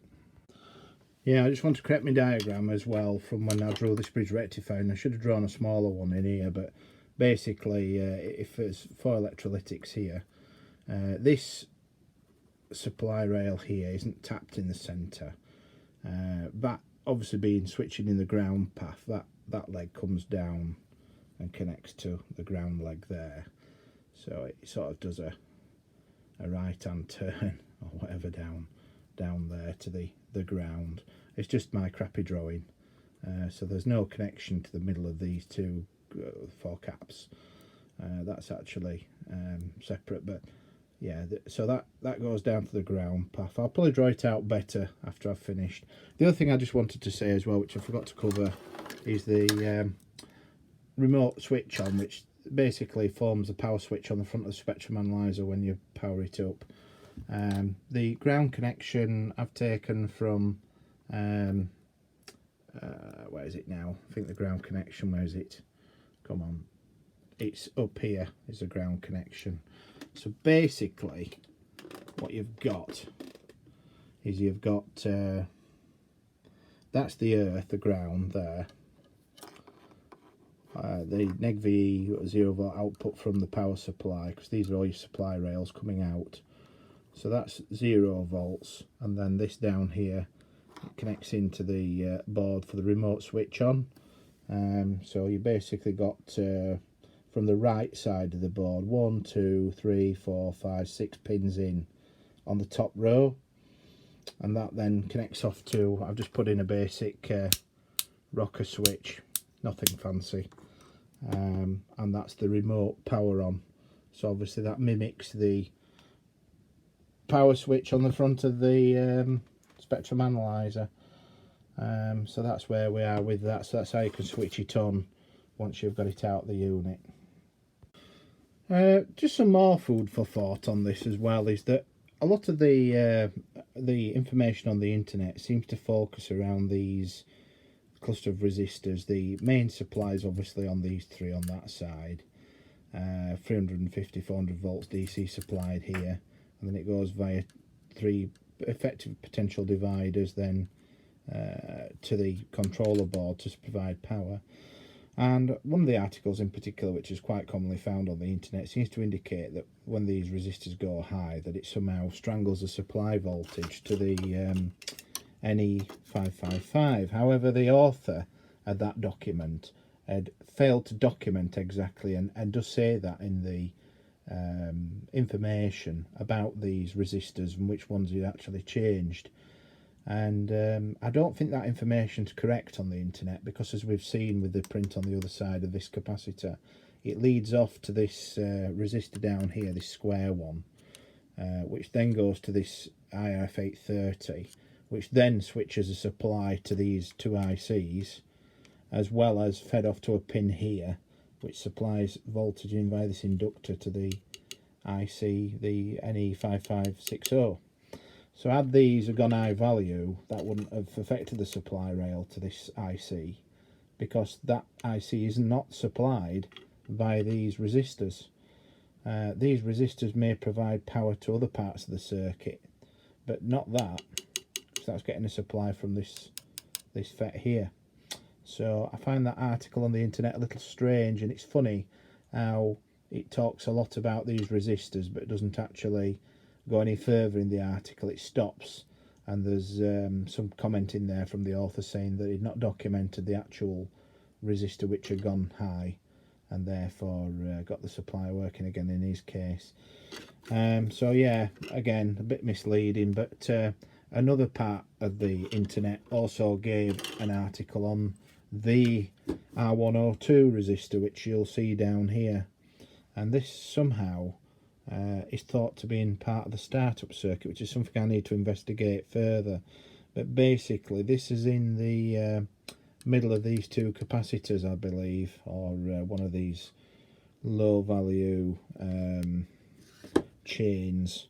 We've got a what appears to be, if I look at the print down there, you can probably see that it goes to the middle of those two capacitors and then somewhere else, possibly to a ground path or something. I'm not right sure. It does seem a bit strange. It's one of these things that goes off to a middle print in the board. I think it's these two. So the suggestion is that potentially this could be in the startup, but I don't think it is, because I think it's just some kind of suppressant to allow the capacitors to ramp up and not provide too much of a current surge. I don't know. Might be worth investigating that further. It might be a discharge resistor for the capacitors as well, so that it prevents any voltages from being on the rails after the supply switched off. I'm not sure, but there's some suggestion that this is something to do with the startup circuit, but I don't believe it is. The startup circuit is this Opto IC and the two resistors here. They in turn get a main supply fed across these two resistors down to this Opto IC, and this Opto IC, which I've had out and tested, then goes off then to the socket for the controller. So yeah, a bit strange, bit odd, but sometimes you can read information on the internet and it's not accurate. It leads you off exploring paths that are not, unless there's a proper fix, you know, where somebody's gone through it methodically like we're doing in this video, and gone from one section of the circuit to the other and worked it right the way through its constituent parts to the conclusion, then that's different. But when you've got people who are just saying, oh well, I think these resistors went high and I changed them, and then suddenly the supply came back for me, you know, NE555. I mean, it could be, for example, that the part of the circuit on this controller which has been provided power by these resistors, then in turn allows this chip to switch. Obviously I could believe that that, you know, one of these three resistors blows and the supply rail's not correct then for the other ICs, and therefore then this can't start up or do whatever it does. I can understand that, but it did seem to indicate in the article I was reading that these resistors feed that, and it doesn't feed that directly at all. It's via this resistor and that FET, which then switches a supply to this. So that's totally different. And it wasn't remarking that this square resistor down there had actually got a fault on it either. It was definitely these. So again, you know, another exploratory path that I went down for no reason. So, you know, you can go round and round and round in circles until you can blow in the face if you're not careful. So just need to explore a bit further about this, I think, and then come back. Okay, so we're now looking at the controller a bit more closely, and I've just been looking at some of these chips. This here is where we get into the nitty-gritty of how the controller works, but we've got quite a few voltage references. This is a 3 volt or whatever voltage reference, this TL431C IC, that is a volt reference. This is a 5 volt voltage regulator. We've got quite a few LM339M comparators. I think we've got about 4 of those as well. There's quite a few other ICs as well. There's another 339. There's 1, 2. Not sure what that one is there. Let's have a look. I might have to look at this one a bit closely and see what that is. I'm not sure what number's written on that one. Is that an LM? I can stop it from moving. It might be an LM. No, it's an SP85AD or whatever it is. We'll have to look at that one. There's a LM 339M. I'm not sure what that IC is. That's definitely a voltage regulator. Is that LM78L05? Another LM339M. And that's about it there. That's all she wrote there. Let's have a look. Another LM339. So if I wanted to do a blanket replacement, I could replace these, all these ICs. That there is a very expensive, very hard to get hold of IC in that package at the moment. I'm not going to pay the price that people are wanting for that at the moment till I prove that it doesn't work. That's an Opto Coupler which I've had out and tested working. We've got LM311M there. Not sure what that one is there. That I think it's an LT314. Well, that's a manufacturer's logo on the left of it, which I think it would be. But I need to check that IC out, and that one as well. And that's looks to me like it's a 34072, whatever that is. Another LM339. So we've got like 4 LM339s, and then a couple of unknowns. So I just need to bottom out what the unknown ICs are, see whether they're obtainable. All the rest of the ICs that I've just highlighted, like these voltage references, the LM339s, the LM311, I think it is, yeah, that's available. I can get those. So I can replace about 90% of the ICs quite easily. I'm having difficulty trying to get that in that package format, although I can get one in a standard dip, 16 DIL dip IC, but it'll be quite large. I'd have to hardwire it in, which I don't want to do. This IC and that IC, these two, I need to find out what they are. Then I could just blanket change all those ICs. Now, I'm sure the service manual that they did write for their own engineers will work out regards to these test points, like 10, 47, 45. They're all numbered, and I've noticed that when you look underneath the board there, for example, that voltage reference IC U301, there's little test points like that, 10. So it'll probably be in the service manual for this if there is one, but not for us in the public, but basically for their engineers. It'll probably say, you know, on test point 10, when it's plugged in on the board. Obviously can't get to the front because it's plugged in. Go on to you know, test point 10 and check for 3 volts DC or whatever. So that's where, you know, I fall down on this because I haven't got access to that information. But I think just a blanket change, the cost of the ICs is so cheap, they're only pennies really, including postage and packing. So I may as well just order all these voltage references and regulators, because the chances are that if it's had a spike up it, they've zapped them. And then the LM337s, 339s, whatever, LM311s, change all those, and any of these other ICs I can get, and then go from there, I think. Because otherwise I'll be at it for thousands of years trying to fault find on something that I can't really fault find on because of the way that it's designed when it's in situ.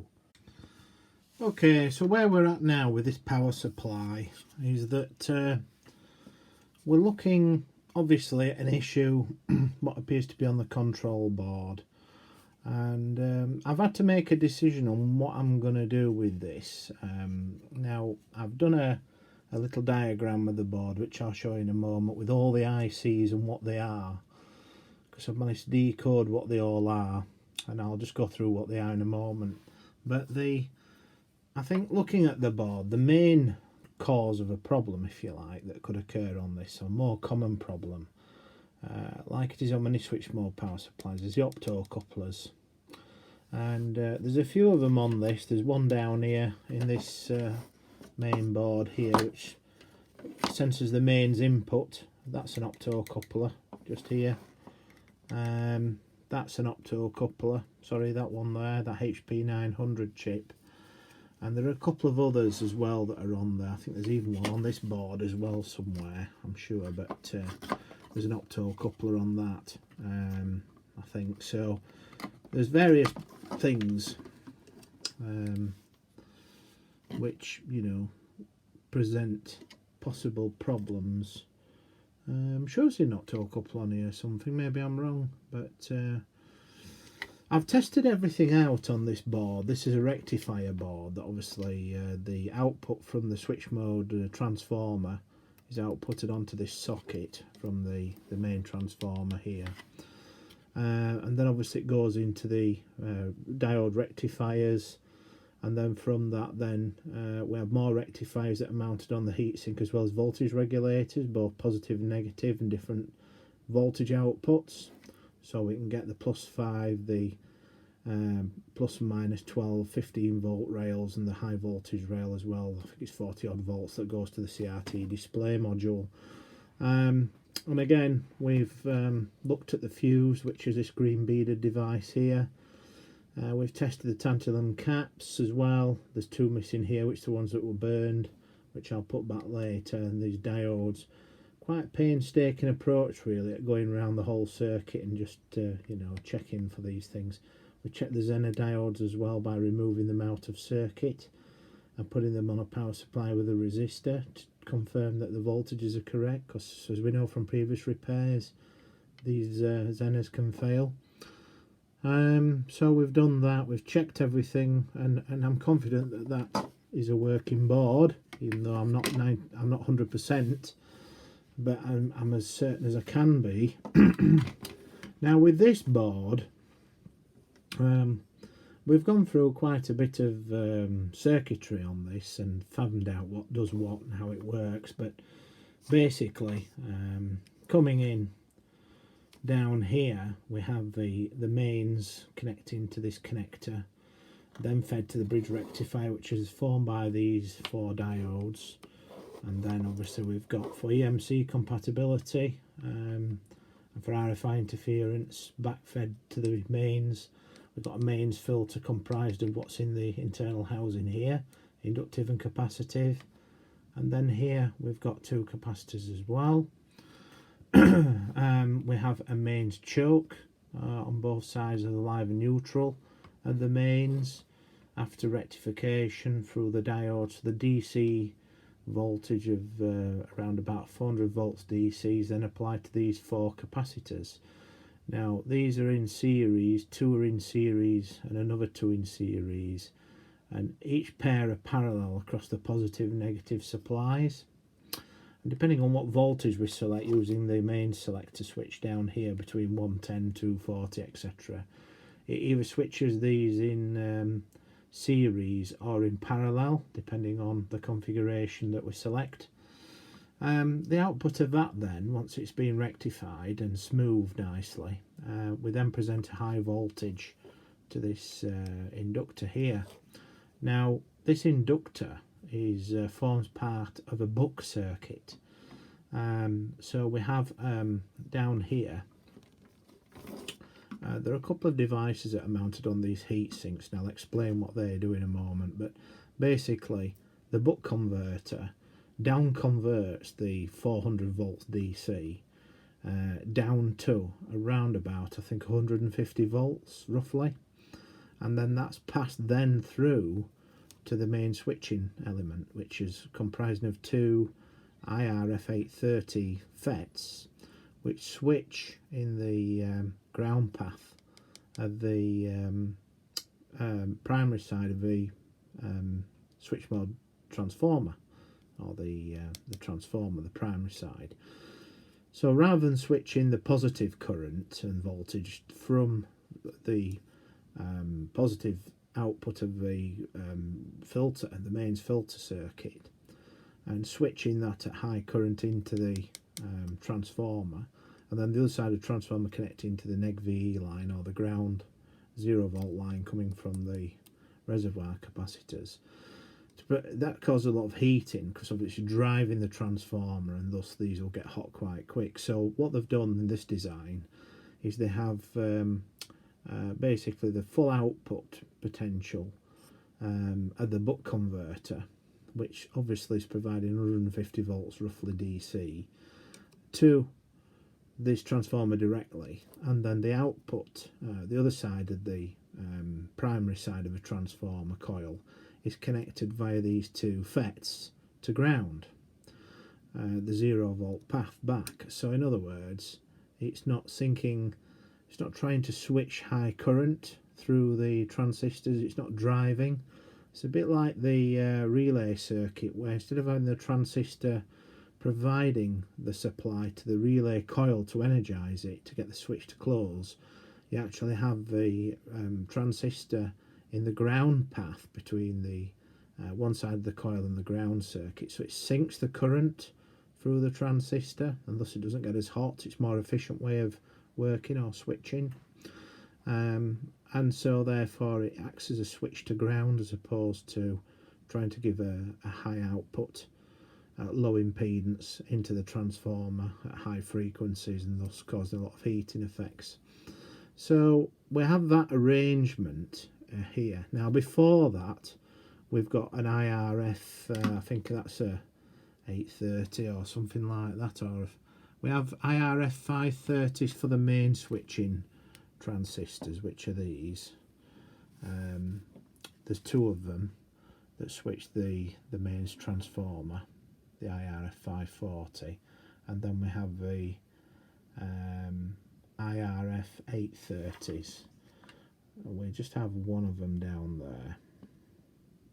Now this transistor here has got a thermal sensor on it, that FET should I say, and we also have another device just here. Now this is a diode, actually this is a diode, and this in conjunction with another diode which is down here that you can just see on the board forms part of the buck converter with this circuit here, with this coil and these two devices.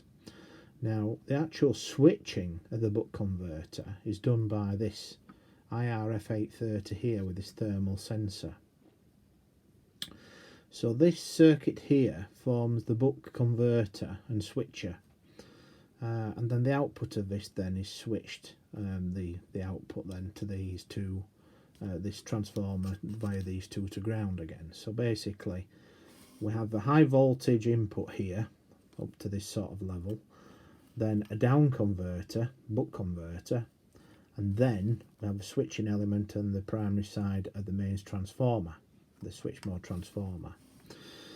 Now insofar as detection of mains is concerned, the mains input which comes in, I'll just unplug this a second, the mains input which comes in through that connector that we've just shown is obviously fed, we've got some suppression and filtering obviously, but we also have two resistors here across the live and neutral, what is effectively the positive and negative of the rectified output from the mains rectifier. That in turn connects to this opto coupler, and this then gives the isolation between the mains side and the detection circuit, which goes to this connector here, and hence to the control board, which is this, which we'll talk about in a moment. Now there's a couple of things that go on. We get a feedback here to tell this control board that the mains is being switched on to the unit, and we're getting a mains input, so that's one check it does. The second thing that happens is the main supply is also fed to these three or these 6 resistors. So first of all, the live side of these 3 resistors here are all connected to the positive high voltage supply developed across these capacitors at 400 volts DC, and these drop the supply voltage down through basically potential divider, and these then feed different supplies into this socket, which then go off to this board as well. But indeed, as well as that, it also goes to a device here, which is a another FET, and then there's some, in conjunction with this temperature control circuit here, and some biasing and a Zener diode, and obviously we've got like this is a resistor down here. It looks like a capacitor, but it isn't. It's actually a resistor, high value resistor, which is in series with the mains. So we not only have mains supply fed to these 6 resistors, basically all these 3 are linked together and go to the positive side of this electrolytic capacitor. So we get 400 volts, it gets dropped, then dropped again. But also we have a dedicated connection between the right side of this resistor, which does look like a capacitor, so don't be fooled by that. This connects here to the positive side of this electrolytic capacitor. So 400 volts DC gets applied to this. It gets dropped massively and then goes into this device here, which acts as a regulator in conjunction with the thermal, and this then supplies an output voltage to this connector here. Now when we look at the trace as it leaves that connector, it connects to this inductor here, the output of it, which is then across this smoothing capacitor, this tantalum, and that goes into the NE55 whatever it is chip there, which is the pulse width modulator. That's the heart of a switch mode power supply. Without that, obviously the switch mode power supply won't work. So this is where all the switching goes on the high frequency pulse width modulation, which then drives these FETs as well as this buck converter. So the output of the control board, once it's given all its supplies and everything, I think this is part of the, well, before we talk about the output, I think part of the startup, if you like, is this. We have the mains Opto Coupler, which then provides that signal to the board. Plus we also have down conversions here of the mains potential coming in, of a rectified mains potential, should I say. We have a regulator, which is obviously controlled by this temperature dependent resistor. So if this is too hot, it probably forms some kind of shutdown, because obviously if that gets too hot, it will affect the biasing arrangement of this device via the biasing configuration via this thermal resistor, which will then shut off that device, that transistor, and then the supply will be removed to this chip, so it'll shut the supply down. But as well as that, these when I trace these resistors that have obviously got the step down voltage from the mains, they come in and they go to things like voltage reference ICs. There's some 7/8 voltage regulators, some other reference CR diodes here, which are used as voltage reference diodes, things like that. So a lot of those all get fed off to those, which then tell this board, if you like, this control board, what supplies are on and where we're at. Plus as well, there's another input in here, which is from the main switch on the front, and when you pull a line low on this circuit that connects to this pulse width modulation IC, then it starts the IC up, starts it running. So that configuration, if you like, on the control board is on the back here. So we've basically got on this board here, which is a rectifier board, this connector here goes off to the instrument internally, and then on the back of it here I've had to find where the power switch from the front panel connects. So we've got the ground connection just here, and it connects on one of these pins and goes ultimately to the socket down here. And I chose this location to solder a switch, just a little rocker switch there, just across it. So we've got ground here and then the actual on-off signal input there, and that then also connects via this board to that connector plugs in there, goes across the board to here, and then obviously this control board plugs in there.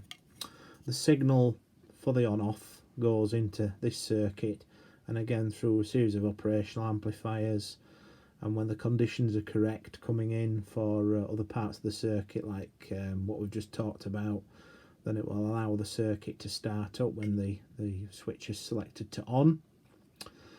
Now, the drive side, assuming that all those elements are working, I think is via, I think that is the drive transformer. So the signal output from here, which derives the pulse width modulated drive signal for the main switching FETs to start the supply running and get it to regulation, it comes out through this connector and goes to this transformer. Now this transformer has obviously an isolation effect, and I think it's a 1-to-1 transformer, but basically this then connects the signal output from the control board to these two driver ICs. Now these driver ICs, you have to be careful if you replace these, because there's N-channel and P-channel versions, so you have to make sure you get the right devices if you change these out. But basically each device drives a single transistor, so one drives the one at the back and the other drives the one at the front, and then that's what controls those as well. So guaranteed if these FETs blow, chances are these will go as well. So I think that part of the circuit there, if I'm correct, is all the drive. So this is responsible for coupling the control board signal to these drivers and giving that mains isolation for protection. And I think this transformer on the control board here is what takes via the opto coupler the output signal from the switch mode element. So the actual feedback from the transformer, there's a tap on the transformer, a few taps, which you'll see here. So we have sort of the 0 volt, I think it is, no, that's the plus supply connection going that way, I think. Then we've got some feedback, we've got the switch in there. Oh, that's it, that's the ground connection there from the electrolytic capacitor. That's a 0 volt line. It goes via a 0.1 ohm cement resistor, then across then to the FETs, and they're both in parallel, the FETs, to the transformer ground path. The other side of the transformer, which I believe is this side here, that goes through to the buck converter. So basically the ground path of the primary side of the primary coil on the switch mode transformer is switched via these two FETs. Now there's another tap, these two here, which are taken off, and that's the feedback element. So whatever voltage that will be, it's probably a very low voltage, but that voltage is sniffed back to the opto coupler, I believe, and then goes into the transformer. It could be the other way around, where it goes into the transformer first and then goes out the transformer to the opto coupler. I'm not sure which yet, but either way I think that's something to do with the feedback circuit. So I'm not 100% certain at this stage what transformer does what, whether one's for the signal out or one's for the signal in, you know, depending on what this board is. But this HP900 device is actually, its equivalent is a 6N137 opto coupler. Now I'll just go into what these devices are in a more, but basically on here, these are IRF 530 transistors. Both of these two are FETs. This is an IRF 830. That's a diode. But anyway, basically, if you change these, then I would recommend changing these as well, which I'm going to do, even though I've tested these out of circuit. I've physically unsoldered them like these transistors here, and I've put them in the transistor tester and tested them, and they're all working. They're all working fine. I've taken the opto coupler off of this board here, this white opto coupler, and put that in the transistor tester, and you can see the diodes on both sides of the chip on the transistor tester. So I have no reason to suspect those being faulty. But what I have done, I've replaced these two IRF530s and that 830, simply because whoever's carried out a repair on this before, I'd got this as an IRF530, this device here, and it on the working board, which I have from another power supply, this is actually an 830, and these two are IRF530s or 540s, whatever they are. Anyway, these two are different to that. So what I've done, I've made sure for continuity reasons that this mirrors the same as the working power supply that I've got. So I put two brand new IRF540s in, which I'm sure is that what they are. I've put two brand new IRF540s in down there. Yeah. And a brand new IRF830 there. So it's the same as a working supply. I haven't changed these yet. I need to put an order in. I've had them out and tested them, and they appear to be fine. But the problem is, with a lot of these things with switch mode power supplies, you get creepages at high voltages and breakdowns. And when you're testing components like this that are in the on low voltage testers, it doesn't really give you an indication of leakage breakdown. And switch mode power supplies have got some of the weirdest problems that you could possibly imagine, that are related to things like creepages and breakdowns at certain voltages, you know, that don't show up in low voltage instrument testing. Likewise, I've removed the diodes and things and checked all these voltage reference diodes that are marked CR. I've checked all the resistors. I've basically been throughout the entire board, checking all the components to make sure that they all function. I've checked the values of these resistors as well. These are like a 4 or 5 band value resistors. They're high values, and they're all within tolerance based on the colour remarkings. These were a little bit awkward because as I got warm, the colours have slightly changed on them, but I've compared them against the ones that were on the working board and the values and what have you, and I've written them down. Likewise with this resistor here, this high value resistor, I think it's 680k, something like that. I've checked that as well. That's correct. And this device here is a FET as well. I think that's an IRF542. So yeah, I've been round it all and checked everything as such. But the startup circuit for this comprises of this opto coupler, which senses the mains in, obviously. These 3 resistors here give a supply, 3 individual step-down supplies to the control board. And likewise, this resistor here gives another supply to this regulator device, which in turn, via this Zener diode and the thermistor, which is mounted on this heatsink for this buck converter, forms the regulated supply to the control board, which controls a pulse width modulator IC and no doubt other supplies. Now on the control board, we've obviously got these supplies coming in from those resistors I just pointed out and the regulator. The regulator on the main board seems to just supply this device. I think it does go to a couple of these op amps as well.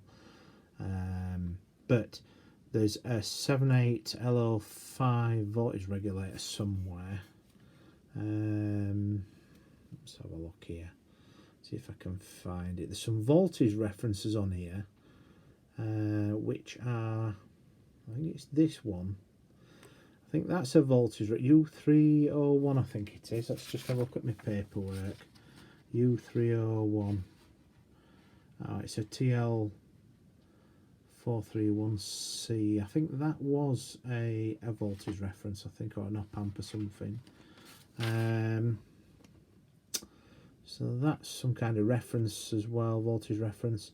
Then there's some more op amps. There's obviously the pulse width modulated chip, op amp, again, opto coupler, and then this one here. This one was a bit difficult, this, because it's, I'm not sure if that's a manufacturer logo or what, but that says LT314. Now, problem with that is that I couldn't get much info on that.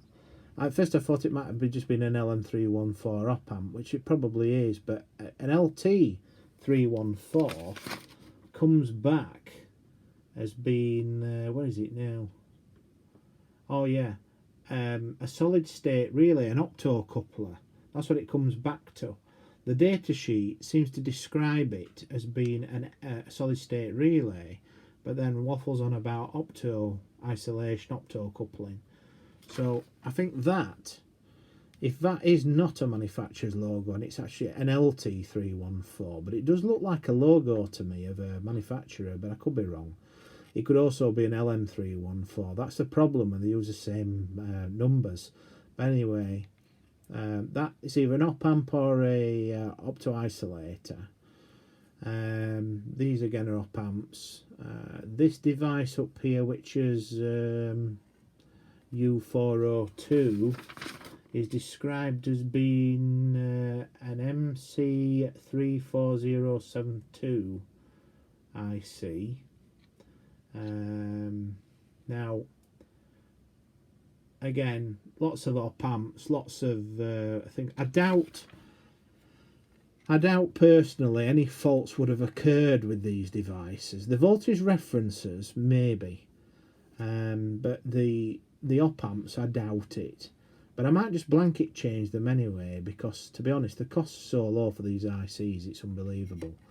Now this one, where was it now?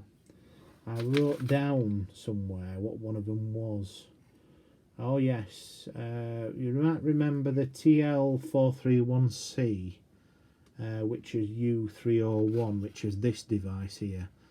Now, U301 being a TL431C is a programmable reference. So that is a voltage reference, and it's probably with these precision resistors set to a particular voltage, so that potentially could be an issue. We also have on this board somewhere as well an LM78L05 voltage regulator, which is U306. So if I can find U306 somewhere, there we are. So that is a 5-volt voltage regulator as well.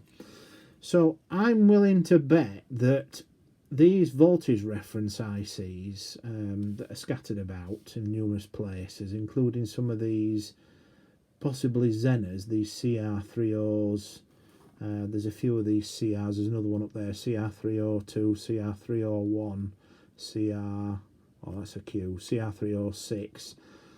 I'm going to research these next as well, because these are Zenas, I think, or regulators, maybe fixed volt regulators. So it could be that one of these are popped, but these resistors that's on this board here, that supply these individual supply rails, step down from mains into this control board. I bet these go to these voltage references. I wouldn't be surprised. Different parts of mains input, I think, are going to different parts of the circuit. Now, what I have got is, if I go across this chip resistor here on this board and measure the resistance and compare it against a known good working board, which I've got on the other side. So this one's the working control board that I've taken out another power supply, and I measured this resistor both in and out of circuit. It's a different value to this one. So although the same values resistors when they're out of circuit, when they're in circuit, the resistances in the circuit itself is different. And the only thing I can think of is that I've traced these this trace here that goes off via this capacitor and all the way down. It goes back to this this NE555 PWM chip. So it could be that this chip's stuffed as well. So it could be a combination of things. It might be that we've got opto couplers that have gone down. It could be that the I'm not even sure if I've removed. Yes, I have removed this opto coupler and checked it. So it could be this IC that's failed. It could be we've got voltage reference ICs. Particularly if a mains has been spiked, or we've had some kind of a main spike that's come down the mains and gone across these resistors, and that somehow it's flashed the ICs and zapped them. Some static discharge maybe, or something like that, or it's been on a pat tester and it's been flashed at 600 volts or something, and it's somehow zapped these ICs because it's gone through the resistors at higher current, a sudden pulse of high voltage. Who knows? It could be anything. It could be a lightning strike on the main supply in a thunderstorm that's caused a breakdown across these resistors and then zap these, or what, I don't know. But in the absence of a diagram, the only thing you can really do, due to the fact that the boards are all in close proximity, you know, they're all plugged in, there's no way you can test anything while it's like that. And if you notice as well, there's all these little test points that are numbered all over the board. So it's obvious that Hewlett-Packard do have a service manual for this. But in the true fashion of being idiots, they've obviously not decided to publish it. But if you had this like a manual, even if they didn't want you to repair it down to component level as such, but if they just gave you what voltages should be on these test points here that are numbered, that'd help you fault find a lot. And they obviously designed it to be maintained in their factory. But as a customer, when you get a faulty, Spectrum Analyzer and you're paying top dollar for it to be repaired by Hewlett-Packard or Agilent or Keysight, where they decide to call themselves from week to week, then basically, you would send this off to them and they would probably, exchange, repair it. They would just put a new module in, charge you, $2,000 or whatever it is to repair the switch mode power supply. They would just replace it and send it back to you quickly as a quick turnaround. But then your power supply that you've obviously faulted would obviously then be sent to a bench engineer for repair to component level, to then be put back into the service pool spares. So they've obviously, because they can't be working on it like I'm having to try and work on it while it's in this dangerous situation. We've got mains voltages on these heat sinks, quite easily kill you. There's lots of high voltages in this, but you can't get down here while it's switched on to test anything with probes, not unless you want a massive electric shock. So it's very difficult to service, but they've designed it so that this board can be tested while it's like this, because all your test points on this side, they're all numbered and you can get to them. It's just a shame really, and I'm a bit annoyed about it with Hewlett-Packard, Agilent. They've always been a bit funny at times with some stuff, but the test points are there, and if it just let you know what voltage you should be getting on those, it'd be a big help. That would be. Having to try and reverse engineer it, because the amount of time I spent on this has been many hours over weeks, days, months. It's just been, you put it to one side, come back to it, and just build your knowledge of a circuit and how it operates, and go from there. But the ICs are only pennies, £1.26 for one IC. I think this is the most expensive IC. I think it's about £30 for that IC. But I'm not 100% certain that IC will be defective. But anyway, I've tested the opto couplers and things, and they do seem to work. So the only thing I could put it down to is this IC, this PWM IC, or the voltage reference ICs, these regulators that are scattered about, and changing those. So this chip and these voltage reference ICs and the op amps. I might just change the opto coupler because I can get it and it's cheap, and it could be that it's got a different resistance at certain voltages or something, and it's something that the component tester would miss. I'm clutching at the straws, but it's just that I've nothing to lose really in changing that. And as most people know that are experienced on working on switch mode power supplies, you do get some very odd effects that can happen with components at certain voltages because they just break down at a particular voltage.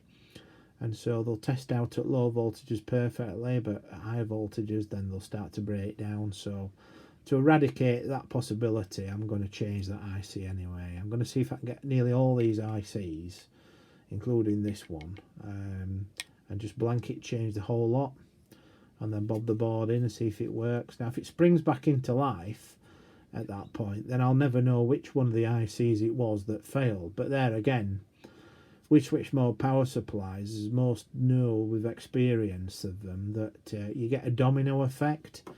So if you get these FETs blow, they in turn blow the driver ICs, and despite this being an isolation transformer, somehow it can feed back through the isolation transformer a voltage spike, which can then blow some of these other ICs as well that are driving that. And then at the same time, you can get a voltage spike that makes its way to the voltage reference ICs and blows them as well. So you can get like multiple faults that go away down a long chain of events, if you like, to then create a multi-fault or a multi-failure of the individual circuits.